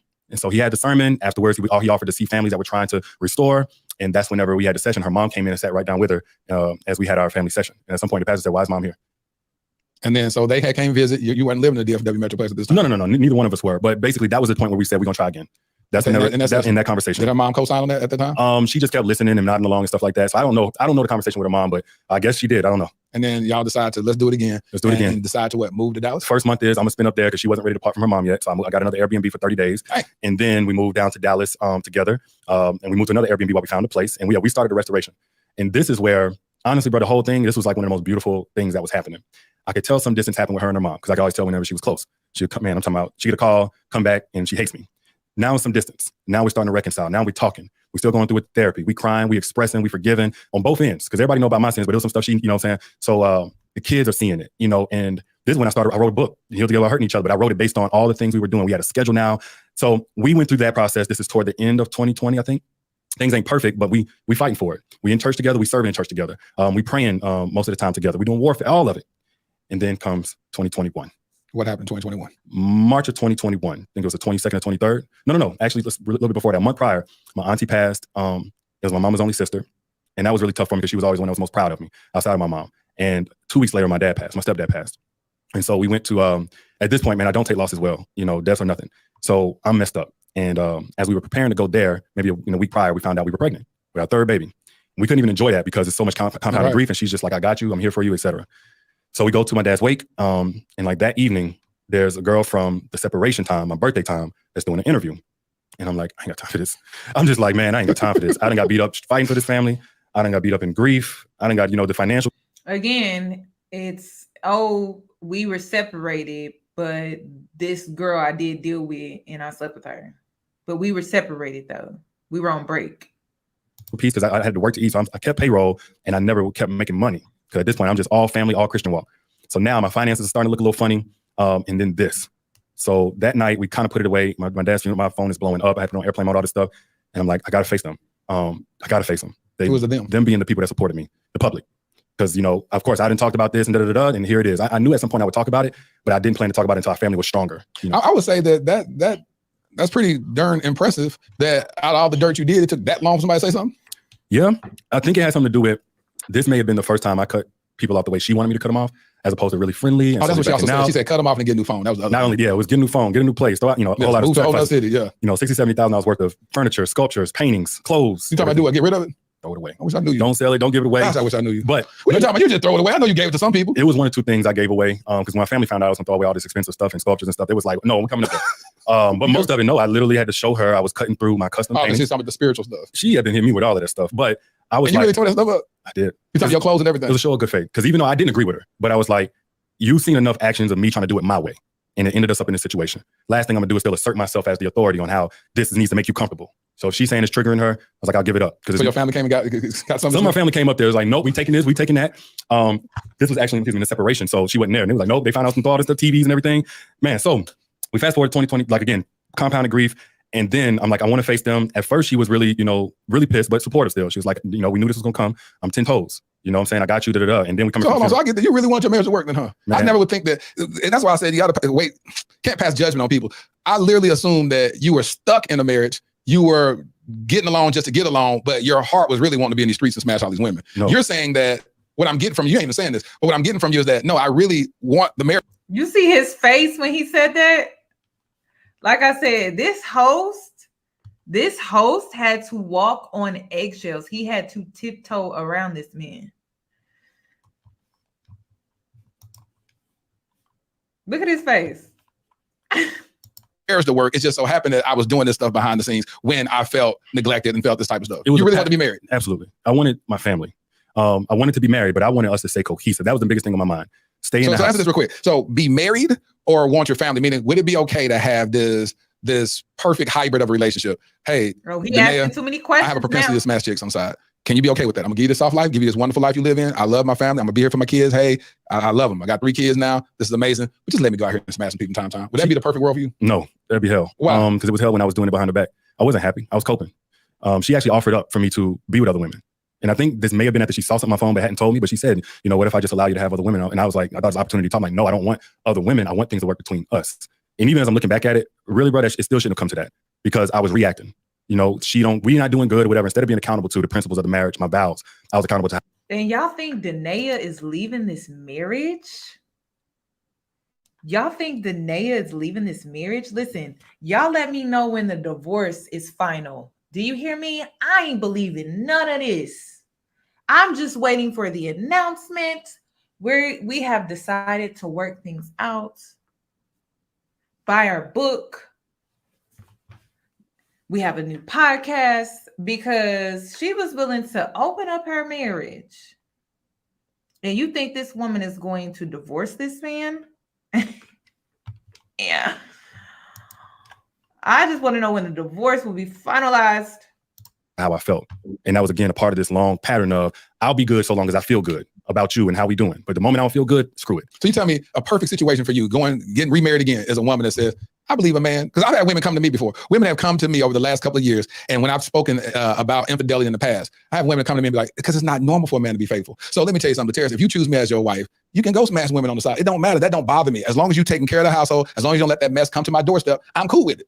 But the reason why I personally can't do that is because I think you're speaking to I know you're speaking to the lowest version of me, that because of my faith and my relationship with Christ, I can't operate like that. But then a lot of times men will say, well, look at the men in the Bible or whatever. I understand that. We're not in that time. You know, I know they had multiple wives. They had all this type of stuff. That's when people argue polyamory and polygamous. But I was like, that's not me. I know, like you're about to say, what you touched on, what that did to my soul. It grieves my soul. So my question to you is, why couldn't you just do that with your next wife if you decide to get married again? The variety of vagina never pulled me. It wasn't like it was more so physical. It was emotional. I was soothing whenever I slept around. I had when basically like this. Okay, so when the times where I was faithful, like I might spend 6 months here, 8 months here, whatever, 3 months. When I was happy, I curved girls that most guys would do anything to get next to.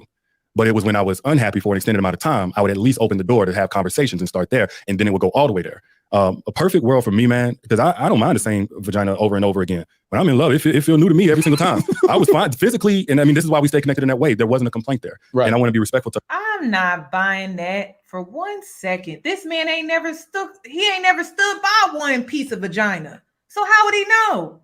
He wouldn't.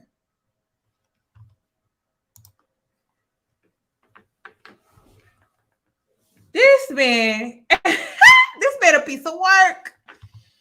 This man ain't never in all his years since he started getting that poom poom, right? He ain't never just had one poom poom for an extended period of time. This man has always had all the poom poom he can get.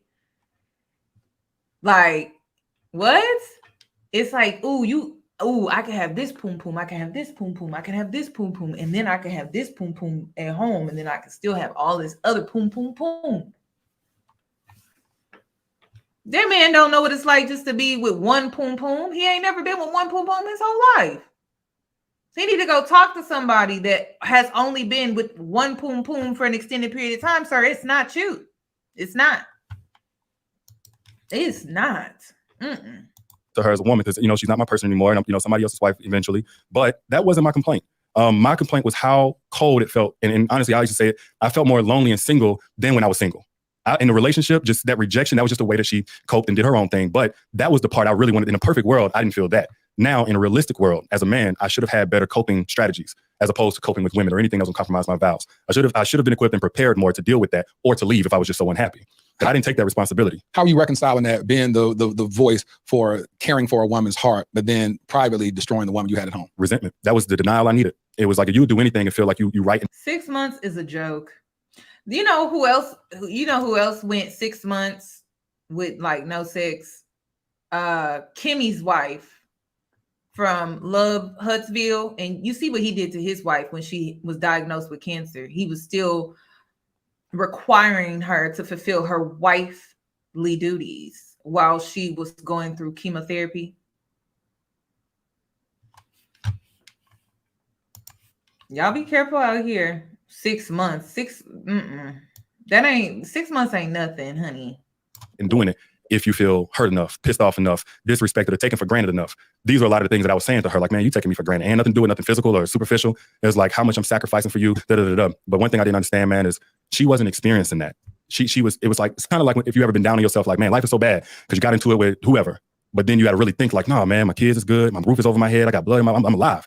So it's like objectively some things are true, but you're not experiencing it based on what you focused on.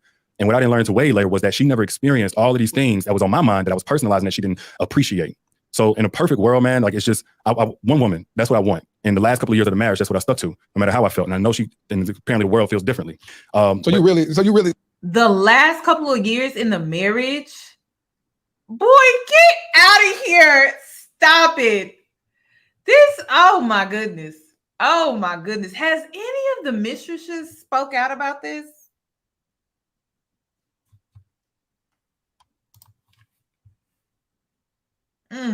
So you saying, right? When you say the last years, we'll get to there. So you get this lady, she does this interview. What did she say in this interview?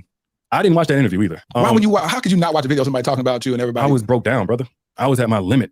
I had just lost 2 very important people in my life. I already had jacked up my family. We were trying to get it back together. I got a baby on the way. The finances is tricky because I can't even work consistently. Danae at that time, like she was still healing a lot. So I had become the primary parent for the elder children. They went to the gym with me. I did get them up and brush their teeth and put them to bed and all these different things, taught them and resolve conflict. And so there's so much pressure on me just as a man. And then throughout that process, because I was the wrongdoer, all of my feelings were obsolete. And now it was okay. Like, screw how you feel. Yeah. You hurt her. And so I felt, even more invisible. This goes back to the first counseling session we did, feeling invisible, to childhood. It's like, man, I'm repetitively feeling alone. Sir, in order for people, this is a mess. Did he really flip all of this on her? Damn. It's like I need men to understand that it ain't even just men. Is if you are in the wrong, you have to acknowledge it first, take ownership of it second. Okay. Acknowledgement, ownership, correction. Then we can get to your feelings. But if you don't, and you got to understand that this is a process and it takes time because you did someone wrong. That is the consequence to your actions. Okay. So you have to acknowledge, take ownership, and then correction. And then with time, we can talk about your feelings. But it can't be like he wants to force all of this on. Like, it's almost like he needs instant gratification. He needs instant validation. It's all about his needs, but he's not even considering this woman, her mental state, how this may have impacted her emotionally. But then he talks about on his page about, as if he understands women when they have been cheated on emotionally. Well, if you are able to convey that to your audience of women, why are you not able to give that to your wife that you cheated on?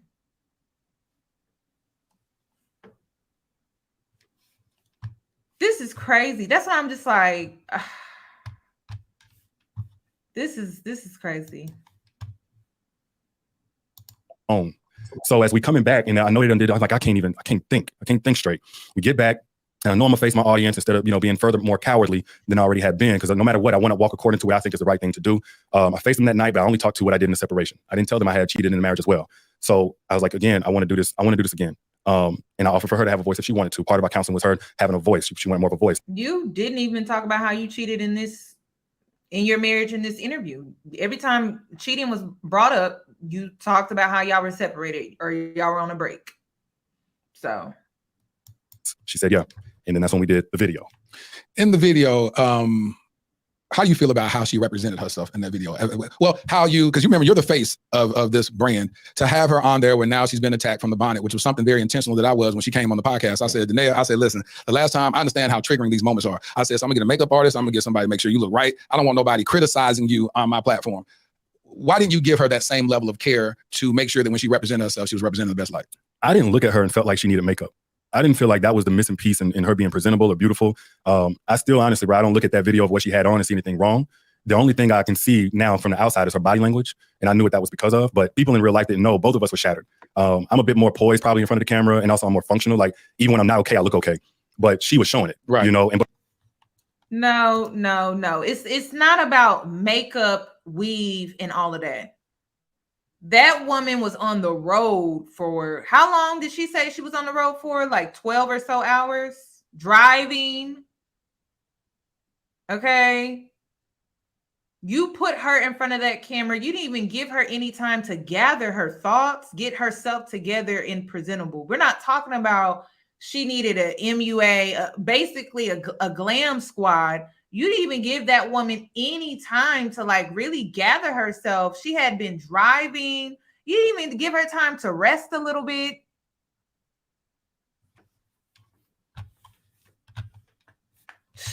But then again, it's like, you know how the internet is. You know how people are. You work in this business. You know how it is. I wouldn't dare have my friend show up online like that under the circumstances of the situation, because she already had went viral a few times. So why wouldn't you help her out with that?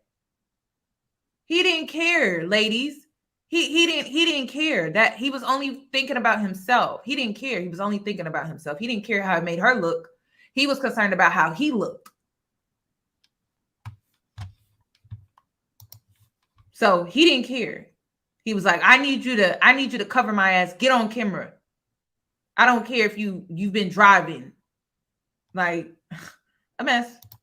But for different reasons. She was pregnant at the time. Pregnant. No one knew she was pregnant at the time. And she was somewhat grieving because she knew of my stepdad as well. So we're both coming from some really heavy stuff on top of her being pregnant, on top of this being a season of attempted reconciliation. And so we show up, and that way I didn't really, again, it didn't stick out to me because this ain't my first time seeing her. Just, again, I think she's beautiful. And I appreciate what you did and making sure that she was protected. But I know afterwards, when we thought about doing some more conversations, I was like, oh, let's get PR. So our body language ain't the same because I don't want them to talk about you. We did a podcast for a little bit and I was like, I don't want them to talk about you. And I started looking at it from their lens. But at the time, man, I don't think she was thinking about herself. And me, I think I was so selfish in my own feelings. I wasn't thinking about her either.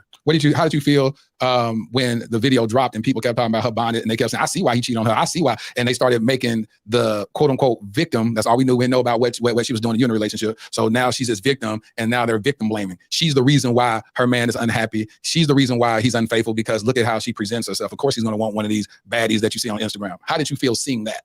First, I don't even know where to start. I put her in that position. So as much as I was looking at it and not liking this and that, I was like, my decisions. It's another reminder that my decisions put her in this place. Secondly, I think I just felt helpless because typically I'm the one that stands for people who get crucified wrongly, and especially women, but really anybody. I've stood for men too, but here I'm obsolete because I'm the one that caused it. Thirdly, there is no connection to a woman's looks and a man's integrity. One way or the other. She can't look good enough to make me a no man faithful. Teach. And she can't look bad enough to make a step out. Teach. So just in terms of what they were saying, I was like, that's bullshit. Like the most beautiful by society standards women have. I agree and then I disagree. He ran this woman into the ground. Period. It started, he ran her into the ground mentally, emotionally, and then her physical appearance started to take a hit. Because she looks totally different today. But when she was in this relationship with this man, he ran her into the ground.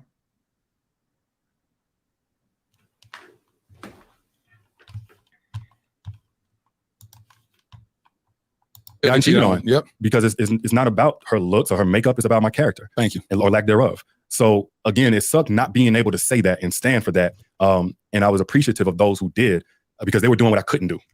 And so it was really the shame that was already there, the guilt and all this other stuff. And then you add in the ripple effect of now family is getting involved. Her mother is, you're talking about might as well moved in. It was so much that went on. I just totally now I'm obsolete. I'm moving myself and I'm fine with that because I need to make sure she's okay to healthily carry this baby because she's pregnant still. We still got to go to these doctor's appointments. Yep. She still got to keep an appetite. This is a little accountability, y'all. This is a little accountability. I'm actually kind of shocked for it. He took some, y'all. Oh my goodness. He didn't take no accountability for cheating, but he did take accountability for how people was treating her online.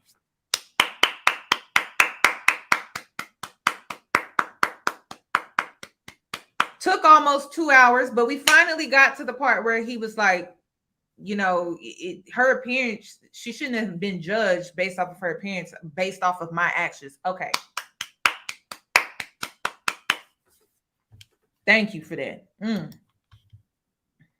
Me, I've been in the middle of scrutiny and I was fine with that. Man, talk about me. One, I deserve it. Two, I'm kind of used to it. But I'm used to it on that level though. Even on that, because people love Derrick Jaxn. It's a lot of men that didn't like you, but women love you. Look at your social media following. When did you ever have 1 million people following you? That's a lot of people that even when the video came out, I would hear people say, I don't care what he did to his wife.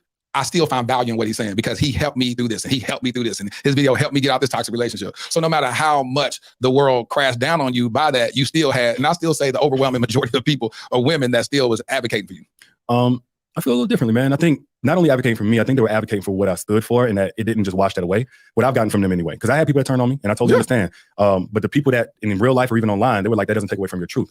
But for me, again, I had rumors go viral about me before. People just don't remember because I wasn't as big, but I've seen tens of thousands of people unfollow me before because they thought the nail was white and I didn't date black women. So I already kind of knew, but I also think I just was too numb to that. Now, this is the first time that scrutiny is coming to somebody I love, somebody close to me because of me. Right. So that was my whole attention went to, this is a new experience for me in that regard.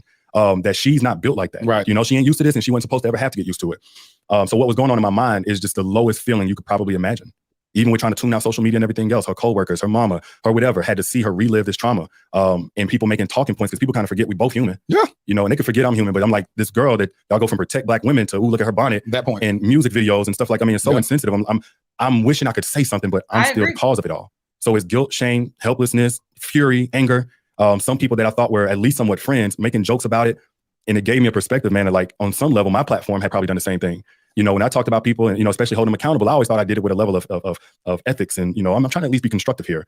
But ultimately, I was making a lot of people's wives relive their own trauma. And if anybody's listening, you know, I was wrong for that. I want whoever I've ever talked about to understand that that was wrong of me. But that gave me a perspective I never had before, because I saw her trying to shut it out, but her phone blowing up. Yeah. You know, friends and stuff is concerned. Is she okay? And understandably, but it was overwhelming. When you look at what made you record the video, I know you said some of your followers sent the video to you about analyzing yourself, which I thought that was all because he couldn't keep his penis in his pants and live the life that he preached online.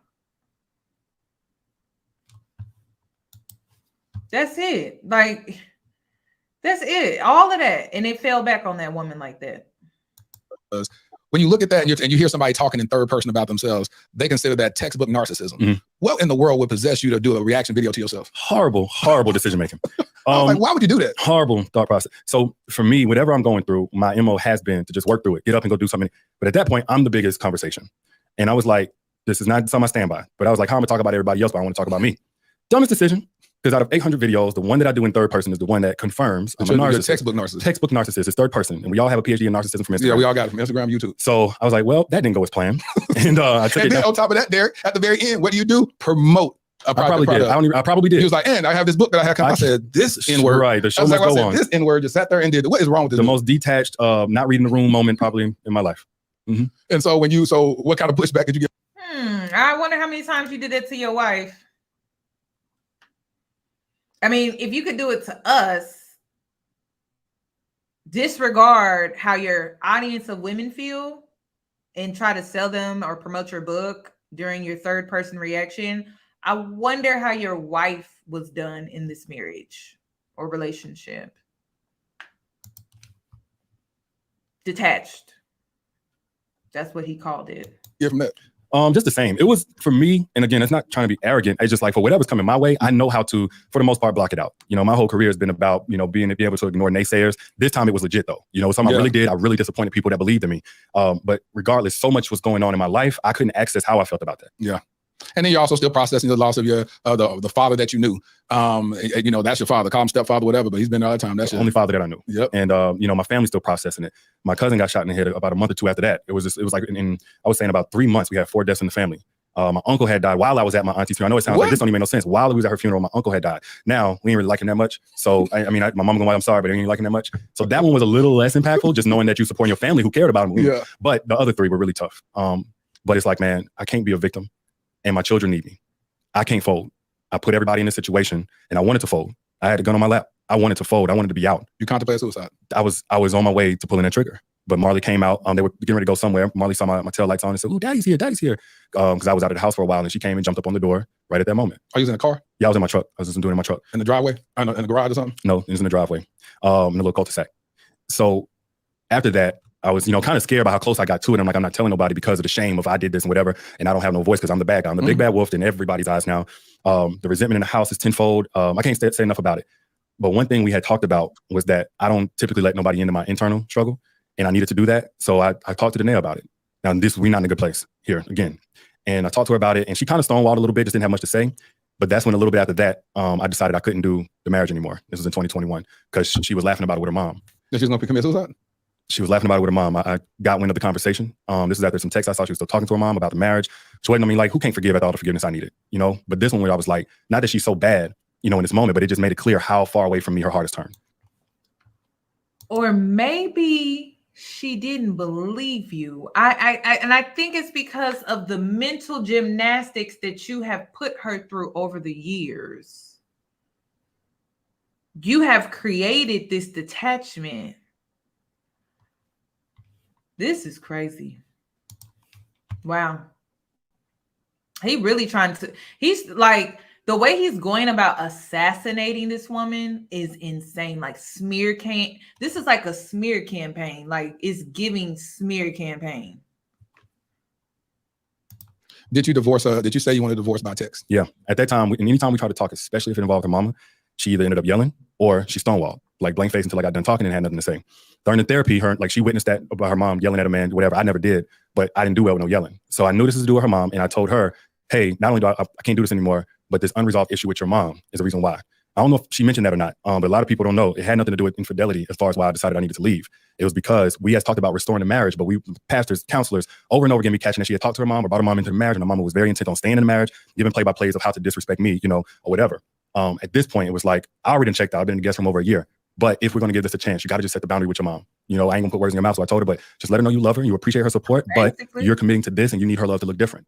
And she kept saying, well, I'll get to it, or not yet. And I'm not ready. And over a year of that, I was like, I got to go. And so you sent her a text message. You was upstairs and she was downstairs on the couch. Yep. And at that point, that was in what year? 2021? This is 2022 now. I skipped a whole lot, but 2022. 2022, you send that. When you said, hey, I'm about to divorce said woman, or divorce your wife, how soon did you start entertaining the woman that we see you booed up with on social media? Booed up. Yeah. Pinky. What's her name? Okay. I didn't know Pinky until about 2 months after. 2 months after? Yeah, I didn't entertain anybody. Until I had filed and moved out, I didn't entertain a single woman. I know people think that I did because they saw the picture simultaneously when I announced it to be out. But because, again, I'm private, I didn't want to even announce the divorce. I didn't see any use in it. I'm like, why bring people in after all this already been caused? But then when I went... Derrick, if you're a changed man, you wouldn't hop from one relationship to the next. You would wait until that relationship is completely over. Maybe even spend some time just being by yourself, because that's what changed people do. Healed people do. Saved people do. People who repented before God do. They don't just hop to a new relationship like that. You know, sometimes God speaks to us in solitude, not hopping from a one relationship to the next. I'm not buying that, y'all. Okay, they need, and no wonder Danae was up here keying with her mama about your alleged attempt suicide. Like, come on. It's like we don't know what to take serious and what not to take serious, and it's truly unfortunate. Went down to Miami. I had been moved out now, and she had already did the video praying against folks, you know, that kind of thing. I was like, I've been in, so this is me and my experience, not saying she was bad or whatever, but for me, that was a living hell. Being rejected to that degree, being reminded of all the wrong I've done to that degree. Over a year in the guest room, but even though I did a lot of healing in that time, it was tough to feel so disgusting to a person that you still care about. And so whenever I got out of the house, I was like, I need to be surrounded by friends, family, and love. So other friends and family down there in Miami, but the young lady was going to be there as well. And yeah, man, we just enjoyed Art Basel, and that's what people taking pictures. And honestly, I didn't care, because I was like, y'all don't know my life. You know, I don't want to live under the shadow of what people could think, even though looking at it is kind of careless. Yeah, you're like, I'm with a whole woman. At least make an announcement. At least in the public eye. Yeah, for sure. make an announcement. Me and my wife respect our privacy. We have decided to dissolve our marriage, and then whatever they see you at that point on. Yeah, at that point, it was. Again, this ain't no excuse, man. I'm just living and learning in real time. Of course. There's some grief there with the kids, because we also getting ready to go into Christmas, the first one without the children. And then also actually divorcing is still painful. Even if you grew apart, you don't love the person no more romantically. No matter how you look at it, it's a death. It's been over a year since I started that detachment, but I still was feeling some of it. But ultimately, I was trying to be rebuilt up. I didn't went around feeling like the world's greatest big bad wolf. I wanted to be around people that loved me and cared about me. And yes, some of that included feminine energy that just at least liked me as a human. Right. You know, it's not even about sex. It's like, man, do you even smile whenever you look at me? Yeah, okay, this man is really putting on this victimhood real thick. How can you treat people a certain way, lie, manipulate, do all of these horrible things, and then question why they don't like you? Are you for real? That is insane. You didn't treat them well. If they don't like you, it's because of how you've treated them. So now you got to go find a new tribe of people that you can terrorize because they don't know the real you, just so you can feel light. This is insane to me, y'all. Whew. I'm coming in to rolled eyes, and you know, somebody walking when she hear me coming in, she walk understandably, by the way. Let me say that. Right. There's a lot of built-in failure, a lot of mismanagement of our heart, mismanagement of all that. And disappointment, trauma, reiterating the trauma, and you know, so many different things going on. Probably some stuff apart from me that ain't got nothing to do with me as well. So I understand it, but two things can be true. I understand it, and it was effed up. It was messing me up. No, who wants to sit in that? That's why most people get divorced. That's why most people say, I'd rather just start over fresh. I'm gonna take these lessons I've learned, and then I'm gonna try to do better in the next marriage. But this right here just ain't working. My mentor told me though, man, you got that for 5 to 7 years. He was helping coach me through it. I had prepped my mind to be able to endure that. It just was still tough. The reason I actually got a divorce was because I'm like, she's not able to do what needs to be done with her mom. And when she treats me a certain way, there's another person involved that gets treated a certain way because there's another person that is connected to how she feels about it. That's a puppeteer that's pulling the strings. To a degree. No, not that. There's another person that, okay, I don't know how to say this, but I don't want this to be taken the wrong way. So our eldest daughter, she may have spoken on this, is darker than the other two. Oh yeah, she said that. She said she didn't used to like that. She said she didn't like that daughter. She had a lot of resentment towards that daughter. So me, like in the house as an infant, as a toddler, because she's saying it, and I don't think you might not understand like this. What it looked like in real time. In real life, these are experiences. I can imagine what it looked like. So me, I could often intervene or kind of settle things out because I know that she loves that girl. I know that she loves her children. But it was affecting their relationship and how she treated her, how harsh she was, how she talked to her. And I got that from what she's saying. She's saying that when somebody says that they don't like their child because the dark skin of this child reminds them of the type of women that you preferred, then it's a different level. I didn't understand it, but again, with Grace, it's just like. And I gotta be real with y'all. When it comes to this part of this interview, this behavior is truly unacceptable, and it's true mammy behavior, because a mammy will put the man before her children, always. A mammy will always put the man before her children, even if it means, yeah, I had a baby by this man, and instead of me disconnecting from the toxicity, I'm gonna just treat my daughter a certain type of way. Disgusting. Call a spade. And to the women that are upset about him mentioning this, Danae brought it up first. Okay. She set herself up with this one. So it's true. It's true. She already admitted it. But that's true mammy behavior when you will put the well-being of a man before you and your own children. And that's what she did to stay in this marriage with this man. And she didn't want to treat him differently, but she wanted to treat her daughter differently. She wanted the love from him, and she was willing to jeopardize the relationship with her daughter for the love for this man. How many Black women out here have that type of trauma? I know it has to be a lot. How many Black women have that trauma that they carry from their own mother because of some man? Even she's saying she's trying to work against it. So, all right, family business. We're going to work through this. But I'm the one that saw the 2-year-old go for affection to their mommy and get turned away while the other two light skin, or the other one light skin at the time, child gets all the love and affection, and the dark skin child to see that. I'm the one that hears our dark skin child say things reflective of how she feels mommy feels about her.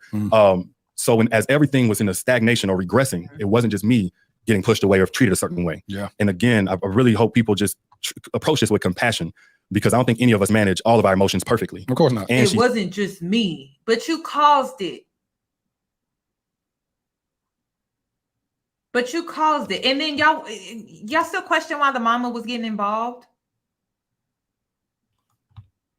You created this household. You created the atmosphere in this household. As a man, you are responsible for your household. You're responsible for how your children are treated within the household. And if the situation started with you, you needed to fix it. Because it's your household. As a man, it's your household, it's your responsibility. He keeps trying to push it on Danae, but this is your household. And this is what I be talking about. All these so-called traditional men, but you don't even know how to run your own household. You got your wife out here talking to her mother because she doesn't trust you in your leadership skills. Now it's affecting your children. Who's shocked by that? I'm not. He's done a ton of sacrificing for every one of those kids. And I just need to say that because she's not a bad mom. Right. But I said the longer that I stay in this space, knowing that she's not going to do what I need her to do, and therefore that stunts her healing, our reconnection, the longer she's getting put through that, the longer the kids are getting modeled, the disconnection, the resentment and tension remaining. I don't know if she was talking to her mom at that point, but without her making that stance and saying, we committed over here, we were not moving forward. So anytime she got triggered, anytime I picked whatever, it was two people receiving the brunt of that. And somebody had to draw a line and say no more. I can respect that because what you did is give more context behind what she even admitted. And I believe that what you said, she will never deny. She'll say, yep, that was. But But with all of that, because one thing I noticed, and I wish your mom is saying this, is that sometimes she dealt with shame of feeling like she wasn't perfect. She cried about sometimes how she dealt with our daughter. She had a lot of insecurities as a woman, but also as a mother. And so I hope that she knows that it doesn't take away from her love for the kids, her sacrifices for the kids, the things even now I don't see, because we've been co-parents now almost a year. So. And I just want to highlight this too, ladies, this is a lesson. Children will trigger the hell out of you. They will trigger your insecurities. If you don't have any control over your insecurities, because your insecurities, they don't go anywhere. They always will be there. But you have to learn how to manage them. I talk about this on my second YouTube channel. You have to learn how to manage them. You have to learn how to be in control of them. You have to learn how not to project them onto people. That includes your children, because your children can trigger your insecurities. They look like you. They may even talk like you. They may even have you may share a similar personality. And if you didn't heal from your childhood trauma and the insecurities that came from your childhood trauma, that child is going to make you relive that. And it's going to trigger the hell out of you. So that's what comes with parenthood. And not that many people talk about that within parenthood. But kids are going to trigger your insecurities, and it could be linked to your trauma, and you may not handle it, the way properly. I'll say that. And so that's basically what Danae did. Was she was insecure due to his cheating, and then she got triggered by her daughter because of her skin complexion, and then she projected that onto her daughter.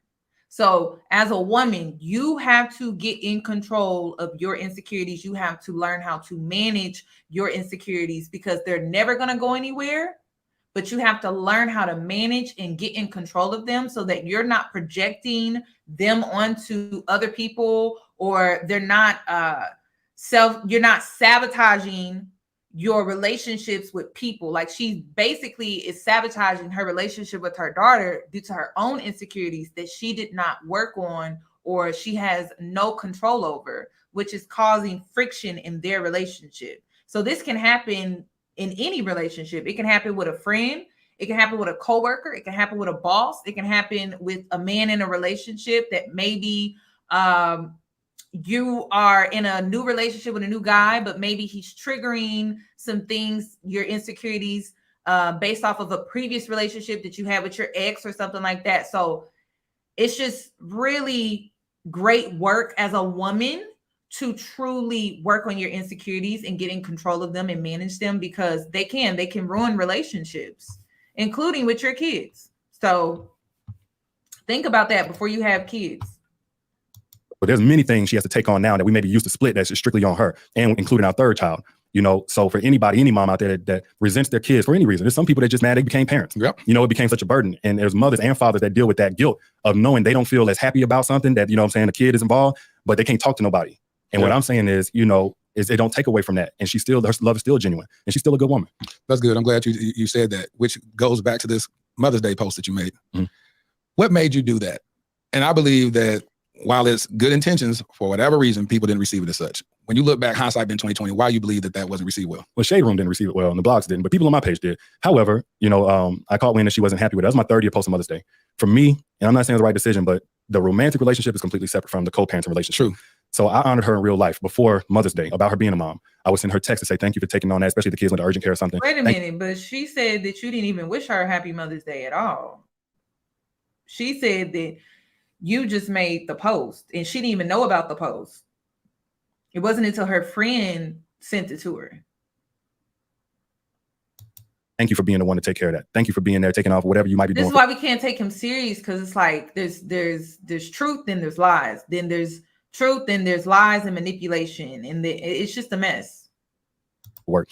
So in real life, I honored her. And actually, her mom was there. I brought her flowers. I had the kids pick something up. The day before, she told me that. Yeah, that was a regular thing, though. As co-parents, I'm like, we may have, our chapters closed romantically, but we still are teammates when it comes to them. She said the reason why it's kind of backhanded compliment is because you blocked her on social media. So how can you block somebody but then make a message or an affirmation post without them quote unquote seeing it? So I had to block her because before y'all interviewed, she was throwing around our picture online. She was in her story. She had a whole webinar called The Cheating Husband Stories. I was like, okay, here he go. Here he go. The host asking him a real question about why he would make a post. If you blocked her, what was the purpose of you making the post on Mother's Day if you blocked her and she wasn't going to see it? And then he gets into this whole rant about what she did.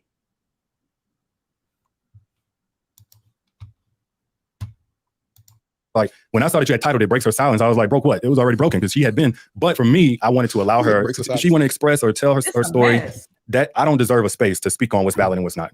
And so I was kind of letting her do a thing, but I can only handle so much. If she's doing all of this, people are sending. So I blocked her. Like, I can't handle that. And I don't want to start retaliating or, whatever, speaking as well. So I didn't say anything about her at all outside of Happy Mother's Day. But I honored her in real life. I honored her out loud online the same way I had 2 years prior because it was separate. And I meant everything I said in there about her being a great mom. But yeah, I had blocked it and I unblocked it because I was trying to tag her, but her settings won't let me tag her. But yeah, that was it. And I took it down when, she's not comfortable with that. Fine, no big deal. Yeah.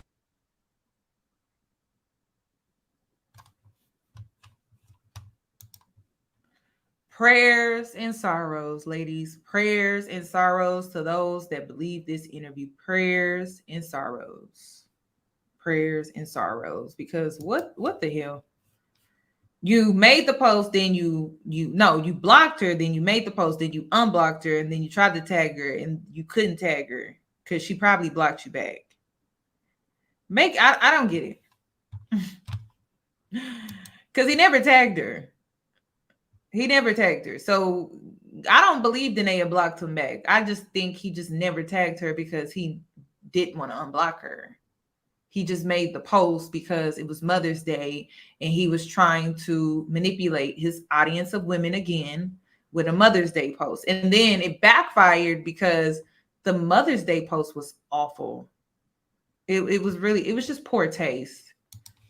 Poor taste. He was better off just being quiet that day, but he needed to get some attention that day and get some praise that day. And that post backfired because the praise he was looking for, he got on his page. But once the Shade Room picked it up, that praise was gone.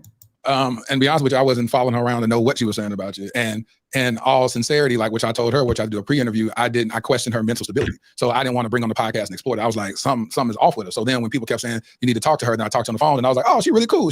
All right, well, come on. Because if she was dealing with any type of mental illness and that type of stuff, I didn't want to exploit that. Yeah. And so when I was talking to her, I was like, oh, she's funny. She cracking jokes. Because even when she would talk about the infidelity, she'll be joking about it, which made me feel like she was so far removed that she was healed from it. Because I was saying, you can laugh about something. And she was like, yeah, they'll pass in the hallway. Yeah, I was one of the girls. So I like it when people get to the place where they can laugh at some of their dumb decisions and be able to acknowledge what was right, what was wrong, and talk about her own faults in it or whatnot. And so that's what made me say, all right, come on, Different Wifey podcast and have this conversation. Yeah, she ain't crazy. She's different. And she's like an awkward black girl. Yeah. And then also, I hope everybody understands and I had to understand this myself, she's been brought to some limits that, I wouldn't most people would fold somehow. Yep. So there's no blueprint on how to handle this. When she first met me, I was a college football player and I loved to write poetry, but that was it. And now I've become this kind of sort of household name, especially in the black community. Her friends, family, coworkers, cousins, they posted about me and wanted to, like, she's gotten kind of thrust into something I don't know if either of us knew was going to happen. Right. Nor do I think she really would have signed up for. So no, there's no blueprint in how she's handling everything. There are certain things she's done I still think is kind of crazy.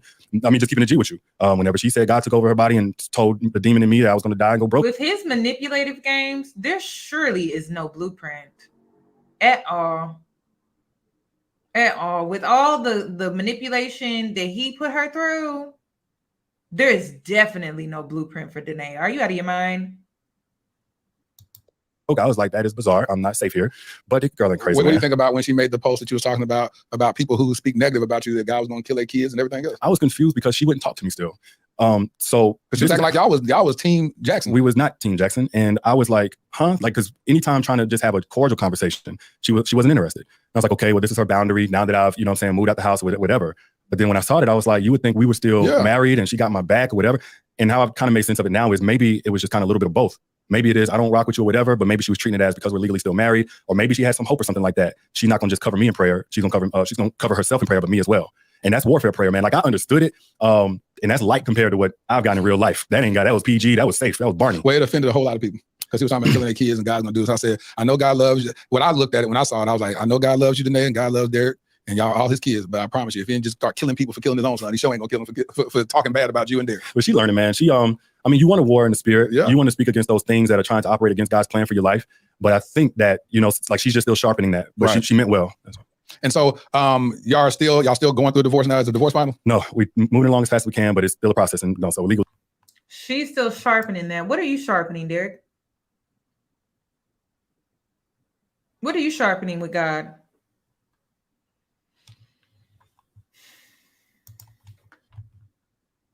We are still married. And you desire to get married again. Absolutely. Why? Because I don't think your past has to dictate your future. I don't think just because you felt something, maybe woman. you were the one that sabotaged and ejected up like me, or maybe you just was wrong, you got done wrong and you endured it. But I don't think we have to look at how things went in the past at any point and say, never again will we ever have a chance. I still value marriage. I still value family. I understand some things now I didn't before. Not only understand, I prepared differently, and I'm preparing going into it again. But when the time comes, I ain't in no hurry. Right. But I want to make sure when God aligns my person, she gets the best of me, and we don't repeat the same issues as the past. When you do you look at yourself as being single now, even though you're legally married? Yeah.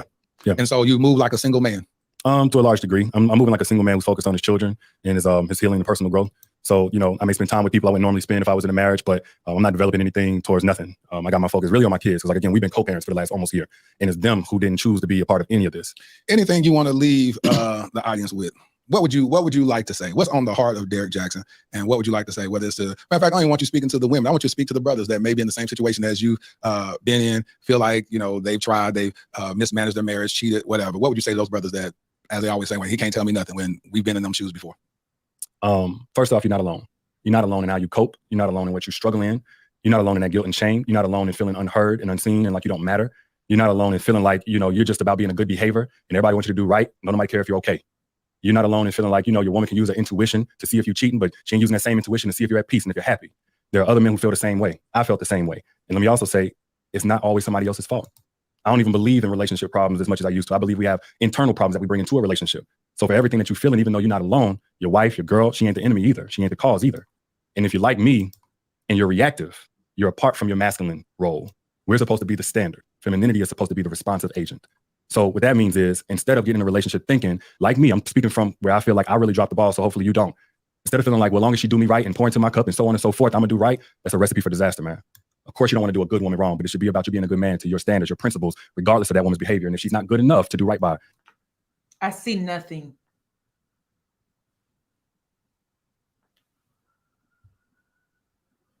I see nothing. I tell you all the time, the eyes tell you everything you need to know.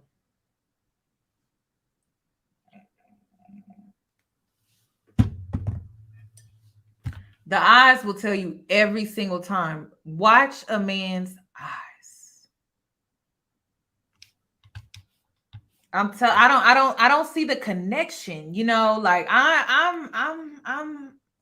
I like to see the connection with the eyes, and the eyes, they just not giving. I don't know. I don't see the connection. Probably best to go ahead and let it go. That's not me preaching. That's me hopefully trying to reach somebody, who still has a family, and you have the opportunity to keep that intact, or you have the opportunity to keep it from suffering such humiliation and such damage before, it eventually fizzles out. And honestly, I will speak to women as well as men. No matter what decisions you've made, if you've been the villain like me or the victim like I have at times as well, don't let that define your ambition going forward. You may have messed up, but you have value to offer this world, and you got value to offer somebody in love. So maybe you was a part of a pattern like me and you stepped out, and that's the big sin. But maybe you had a pattern of sabotage. Maybe you had a pattern of overreacting, never trusting, closing down. Whatever your pattern is, it doesn't have to be your future. And that's for any woman that chose the wrong man over and over again, endured the wrong thing over and over again, or any man that's endured the wrong thing over and over again, or chose wrong, etc. That's all. There, some giftings are given without repentance. But I'm telling you got a gift for this thing. You really do. You have a gift, and I'm just listening to you. And the reason why, and I text you when I. Of course he got a gift. Of course he believe he got a gift. He over here done swindled your ass on camera. And we sitting up here watching the shit. Now you got me sounding like my damn daddy. Of course. You're so convinced. Y'all, I'm done. Do I need to finish this up? Do I need to? I really want to go to the makeup store. I need to go get me some makeup. Got me sounding like my damn daddy. Of course he has a thing. He's convinced your ass. This a mess. I'm just like, all right, be for real. Y'all, this is this. Oh my gosh, this is a mess. I did the episode with Danae, and I said, hey, listen, this episode's from the drop. I'm gonna keep you lifted up in prayer. Because of the thing that I'm trying not to get emotional. The worst thing that I want to be is the catalyst that sends another person, a brother, a human being over the edge. And so I'm sensitive to the giftings, the platform that God has given me. And so I'm sensitive to the fact that even though this brother, because the thing about it, and I'll level with you, if I had a platform when I was at my worst point, when I was married, probably would have looked at like people looked at you. It just so happened that I didn't have the platform when I was cheating on my wife. Now, of course, I can say, well, I wasn't also over here giving relationship advice or whatever. But I'm saying if my worst day was televised, how would people look at me? If our worst day is publicized, how would people look at said individual? And so I offer people the same grace that I know that God extends to me. And so I don't understand it.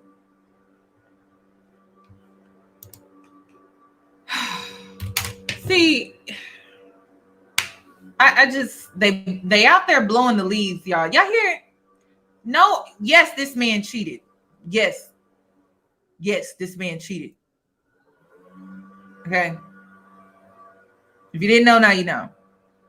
But like, sir, you just another man that done cheated. Nobody cares. Derrick would have just been another man that cheated. No one would care. But because he was out here giving the advice in the way that he was giving the advice, people looked up to him as a mentor. But no one would have cared. No one would have cared about him cheating like that if he wouldn't have been out here doing what he was doing. Come on now. I text you that day and I said, listen, brother, I want you to get your healing. I want your family to be healed. I want your family to be restored. And I want you to know that I'm praying for you and I love you. Because at the end of the day, you still my doggone brother, no matter what. And then when I found out that you're a brother in Christ, you really my brother. And so what I say to you, King, is that I'm standing 10 toes down. I want to see your family healed, restored. I want to see y'all have the best co-parenting relationship ever. I want y'all to be able to go to lunch together and dinner together. And people are like, are they back together? Like, no, it's what healthy looks like. Yeah. This is what healthy looks like. Yeah. And instead of passing on generational curses, I want us to pass on generational healing. So I want that for you and Danae. I pray that God continues to heal those beautiful kings and queens that y'all raising up so that they could see a healthy relationship, see what healthy co-parenting looks like. Absolutely. And that's what I want for y'all. That's what I'm praying for y'all. Matter of fact, I'll just end in prayer. Heavenly Father, I lift up the Jaxn'S before you right now in the name of Jesus. Lord, I thank you for my brother coming on this platform and bearing his heart, bearing his soul, showing up 10 toes down, and for him to even name the episode, You Reap What You Sow. He has been totally transparent and honest about how he's been showing up and the lack thereof. And God, I hope this episode touches the hearts and the minds of the people that witness it, those that are coming just to see some sensationalize a story, to be able to pick out sound bites to attack your people. God, I ask that you convict their hearts and they're able to see, okay, God, I see it now. I understand. You know, and I want us to be able to offer each other grace, God. And we thank you for their relationship, even the demise of the relationship. We thank you because all things work together for the good of them that love God and to the called according to your purpose. So God, there's also a lesson in this. We give you all the praise, glory, and adoration. In Jesus' name we pray. Amen. Amen. Derrick, thank you so much. Thank you. For being on the Wifey podcast. It's my pleasure, man. Thank you. Ladarian, thrusted suddenly into Child Protective Service. Well, that is it. That is all. Prayers and sorrows to those that sat through that mess. Jeez. That's all I got. I mean, that's a mess. That's a lot to unpack. You know, I would like a psychologist to review that because I just want to know how they're seeing this situation. It'd be interesting. It would be interesting. Also, the body language guy. I'm gonna get him to review this because I just want to know. But that's all I got. The next video that I want to do is, did y'all see that situation on TikTok with the girls that went on that luxury girls trip and it ended up being a scam? Have y'all been following that on TikTok?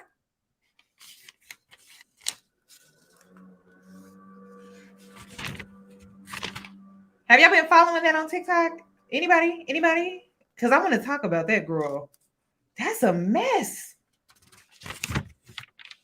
Bro, and I got my receipts too. You know, I've been gathering my receipts, just been seeing it all play out. I'm like, ooh, wee.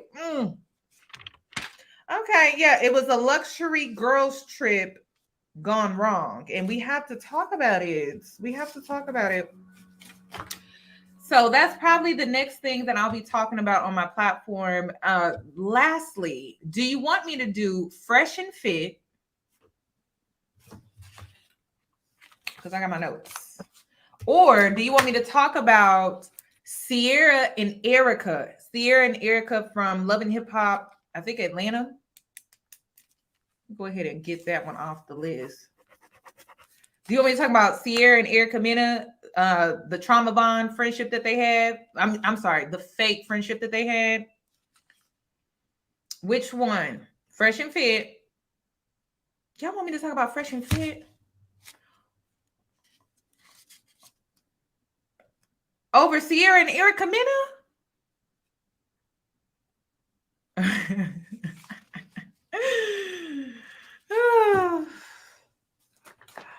Listen, Houston has their restaurant week and it ends soon. That's why I'm trying to be outside, but I'm trying to work. So y'all got to pick one. It's looking like Fresh and Fit. It's giving Fresh and Fit. You know what? I'm going to just do a poll. I don't even know why I'll be asking y'all. I'm going to just do a poll and we'll just go there. But I'm definitely doing the luxury girls trip. I'm definitely doing that next. So don't even worry about that. But I'll do the Sierra and Erica Mena versus Fresh and Fit poll and see what you guys vote for. See what you ladies vote for. But I'm gonna log out. That's all I got for this. Like I said, I still think it's a scam. I think they're both scamming us. I think we're in the middle of them manipulating each other, and we're kind of, the public is caught in the crossfire of them playing probably another manipulative game where they can get what they want out of each other. And we, the public, are currently being manipulated by both of them. That's what I stand on, and that's what I'm sticking to until the divorce is finalized. And then at that point, I will be convinced of something different.